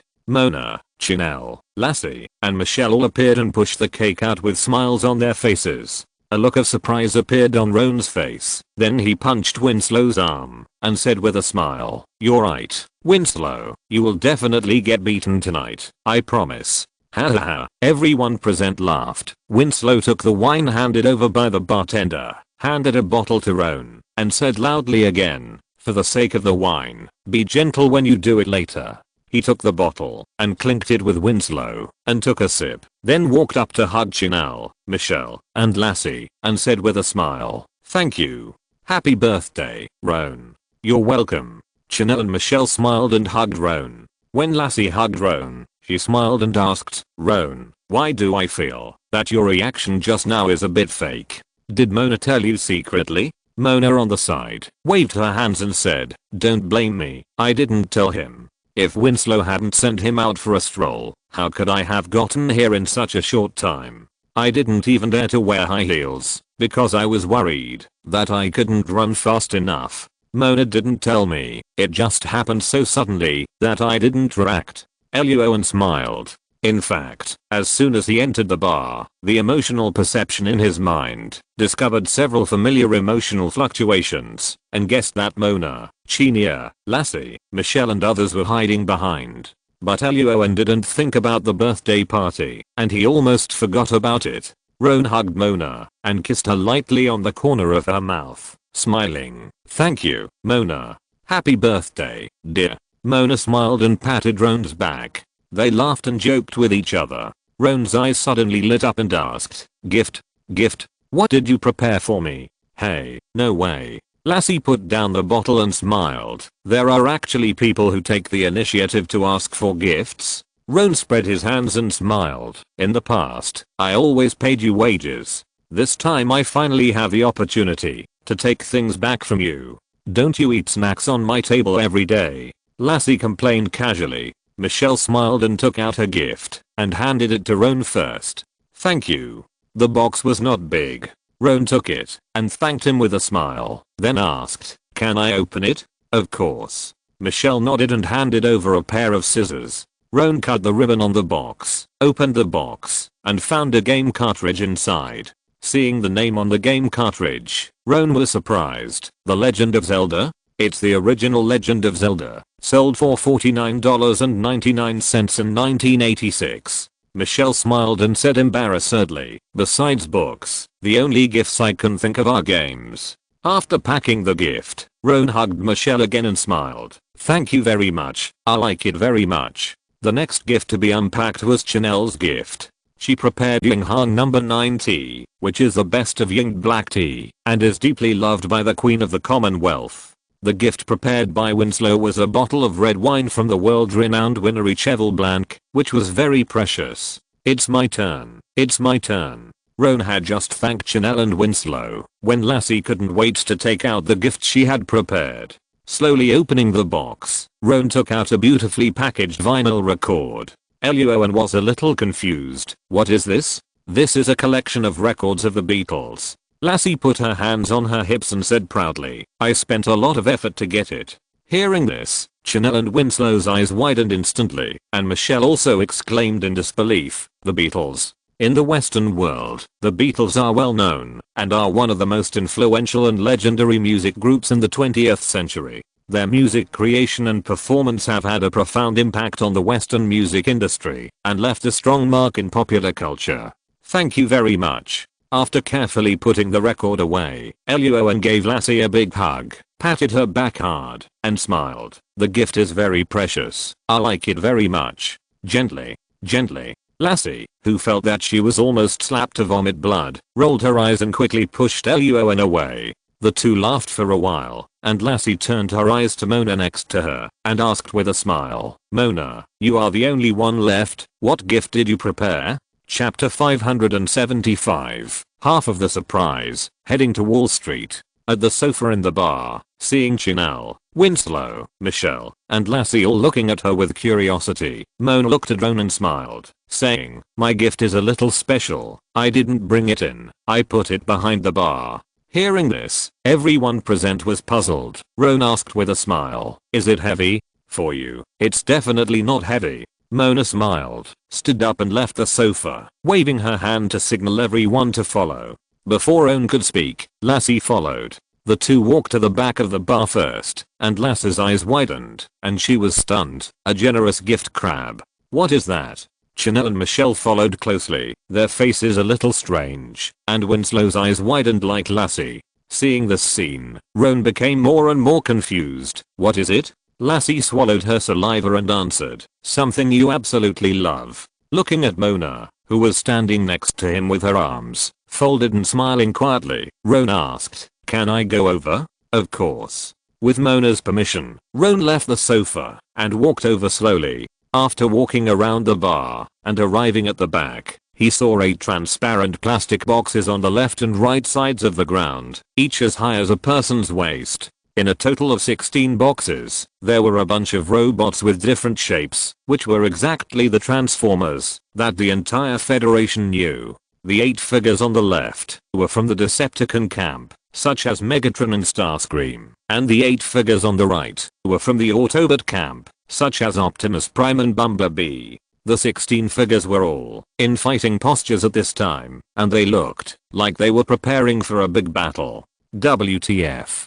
Seeing the red and blue Optimus Prime, the orange Bumblebee, and the ferocious Megatron opposite them on the ground, Roan's eyebrows immediately raised, and he cursed uncontrollably in a low voice. Mona beside him smiled and said, a complete set of the latest Transformers main character figures. Do you like them? I love them so much. Luo An didn't rush to play with the figures, but turned around and gave Mona a big hug. Thank you, Mona. It was April 2006, and the first Transformers movie had not yet been released. When Luo An was resting at home, he had watched old cartoons such as Transformers. Mona didn't complain about Luo An's childishness at that time, but she didn't have any interest in these cartoons. She just sat beside him and fiddled with the computer quietly. So Luo An really didn't expect that the gift Mona prepared was actually a Transformers figure. Luo An turned his head and kissed Mona lightly on the face, whispering, this is the best gift I have ever received. As long as you like it. Mona smiled. She didn't really know the characters of those figures, and she didn't know much about Transformers. She just thought Luo An liked them, so she bought them. Chanel and Michelle beside him looked at each other and saw the confusion in each other's eyes. They didn't really know much about Transformers. Lassie looked at the mighty and handsome Optimus Prime on the ground, licked her lips, and said with a sour voice, "I also want a girlfriend who can give me Transformers." Winslow looked at her in surprise. "You like Transformers too?" Lassie rolled her eyes at Winslow speechlessly, too lazy to talk to him, picked up the bottle of wine, and looked at Ron and Mona, and said loudly, "You two, stop hugging, it's time to cut the cake." "Okay, cut the cake." The cake that Lassie and others bought this time was about 12 inches in size, covered with strawberries, blueberries, pineapples and other fruits, and there was a capital happy birthday in the middle. According to Western customs, the candles were first lit, and then Ron closed his eyes and made a wish. Everyone present was an adult, so there was no sneak attack from behind by pressing his face into the cake. After Ron made his wish, he blew out the candles hard and began to share the cake. Several people sat on the sofa, enjoying the cake and chatting happily. Lassie wiped her mouth and asked, "Ron, what wish did you make just now? Can you tell me?" "I won't tell you. It won't work if I tell you." Ron glanced at Mona, smiled and didn't answer Lassie's question. Before she could ask the next question, Ron took the initiative to raise the bottle of wine and looked at Winslow and said loudly, "Winslow, I just promised you that you will be beaten tonight. Now it's time. Can we drink instead?" "That's fine. Cheers. Don't go home until you're drunk." Ron and Winslow clinked their bottles, and Lassie, Schneel and others followed closely. Everyone shouted in unison, "Don't go home until you're drunk." After drinking and laughing for a few hours in a very lively atmosphere, Ron and Mona finally asked someone to drive the two back to the hotel. Back in the room, the two closed the door and kissed for a while. Ron looked at the 16 figurines on the table not far away and asked with a low smile, "So, this is the surprise you told me when Winslow tricked me out of the room?" "Of course." Mona leaned on Ron, her cheeks slightly red due to the effect of alcohol, and asked with a smile, "Do you like it?" Ron grinned, and then suddenly picked her up by the waist amid Mona's exclamation, and strode to the big bed not far away. "Surprises are very good. I like them very much. In return, I will give you half of the surprise now." "Half of the surprise?" Mona was stunned for a moment, and was a little confused.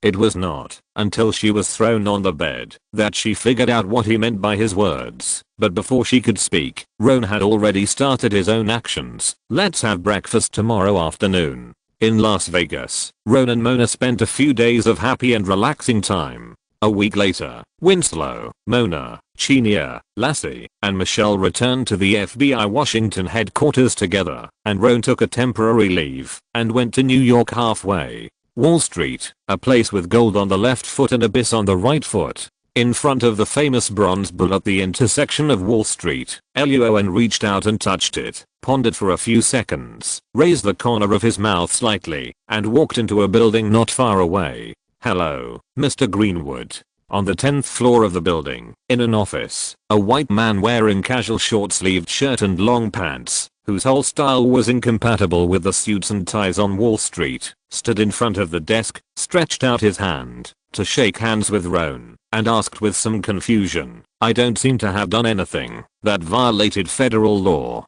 Why are you FBI looking for me?" "Hello, Mr. Bray." Ron sat on the chair opposite the white man and smiled. "Don't get me wrong, I'm not looking for you this time as the FBI, but as my personal identity." "I see, that's how it is." It scared me. Michael Bray, who was behind the desk, breathed a sigh of relief when he heard this, picked up the coffee pot, and poured Ron a cup of coffee, and asked with a smile, "So, Mr. Greenwood, are you here to consult me about stocks this time?" Ron took a sip of the coffee and smiled. "Not consulting, but investment." "Then Mr. Greenwood, which stock do you want my company to help you represent?" "Not stocks, but your credit default swap product, CDS." CDS is a financial product specially made by banks. The logic behind it is very simple, that is, to buy a kind of insurance for the mortgage bonds when others buy houses. If the mortgage does not default, and the bonds are stable, then Luo An, as the buyer, needs to pay monthly insurance premiums to the investment bank. If the number of mortgage defaults increases, and the bonds depreciate, then the investment bank needs to pay a high amount of compensation to buyers like Luo An. In layman's terms, it is a legal gamble between the buyer and the investment bank, and the content of the bet is whether the federal housing market will fall. The concept of this financial product has appeared in the last century, but the CDS that bets on the rise and fall of the federal housing market is the first time it has appeared in the world. The creator is the man in front of Luo An, Michael Bray. Hearing Luo An's words, Michael Bray's face suddenly changed slightly, and he shook his head and refused without thinking. Sorry, Mr. Greenwood, this financial product is also sold on the market. You can go outside to buy it yourself. I have. Don't refuse so quickly, Mr. Bray. Luo An put down the coffee cup, smiled, and asked, your company has been being harassed for debts, right? Hearing this, Michael Bray frowned and fell silent. End of this chapter. Thank you very much for reaching the end. Don't forget to like. Looking for more exclusive content and immediate access? Subscribe to our Patreon. Remember, every like, subscription, or donation encourages us to continue. Thanks to everyone. See you in the next video.